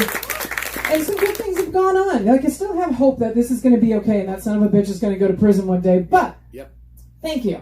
So some weird stuff happened. Like, if you've ever been to Colorado, there was a bigoted baker that wouldn't make a wedding cake for those two gay men. Well, they now have a gay governor they have to answer to that was elected in Colorado, which was awesome.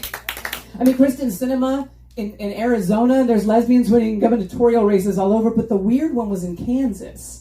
So in Kansas, the governor's race stayed blue, but the senator's race went red. And then Satan herself, Ann Coulter, took to Twitter, and Ann Coulter goes, Kansas is dead to me. And then one of you catty gay men got out here and said, come on, Ann, you've hated Kansas since it dropped a house on your sister.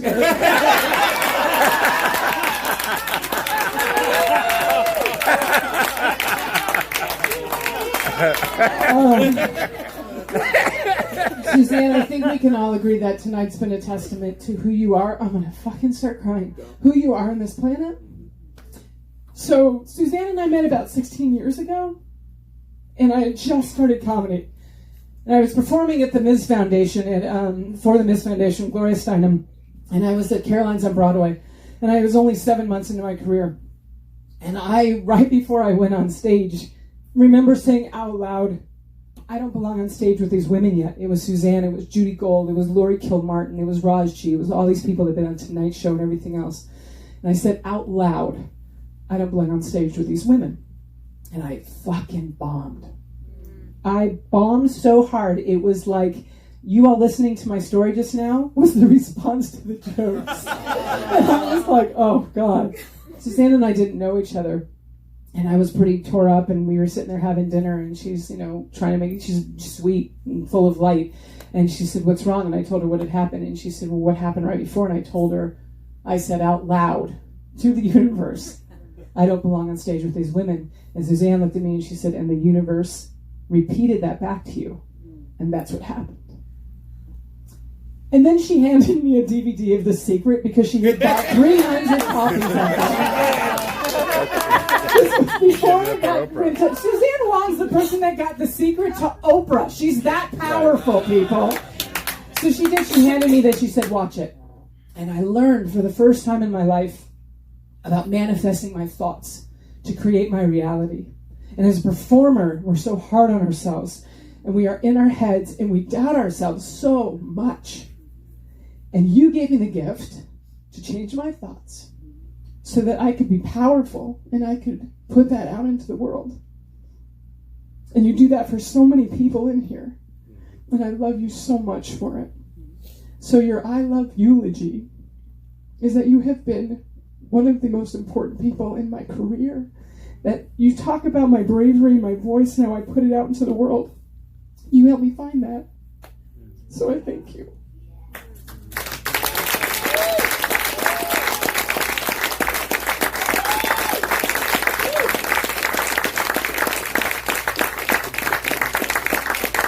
I'm very much fun. So can we give it back to our host and the woman of the hour in our lives, Suzanne Wong.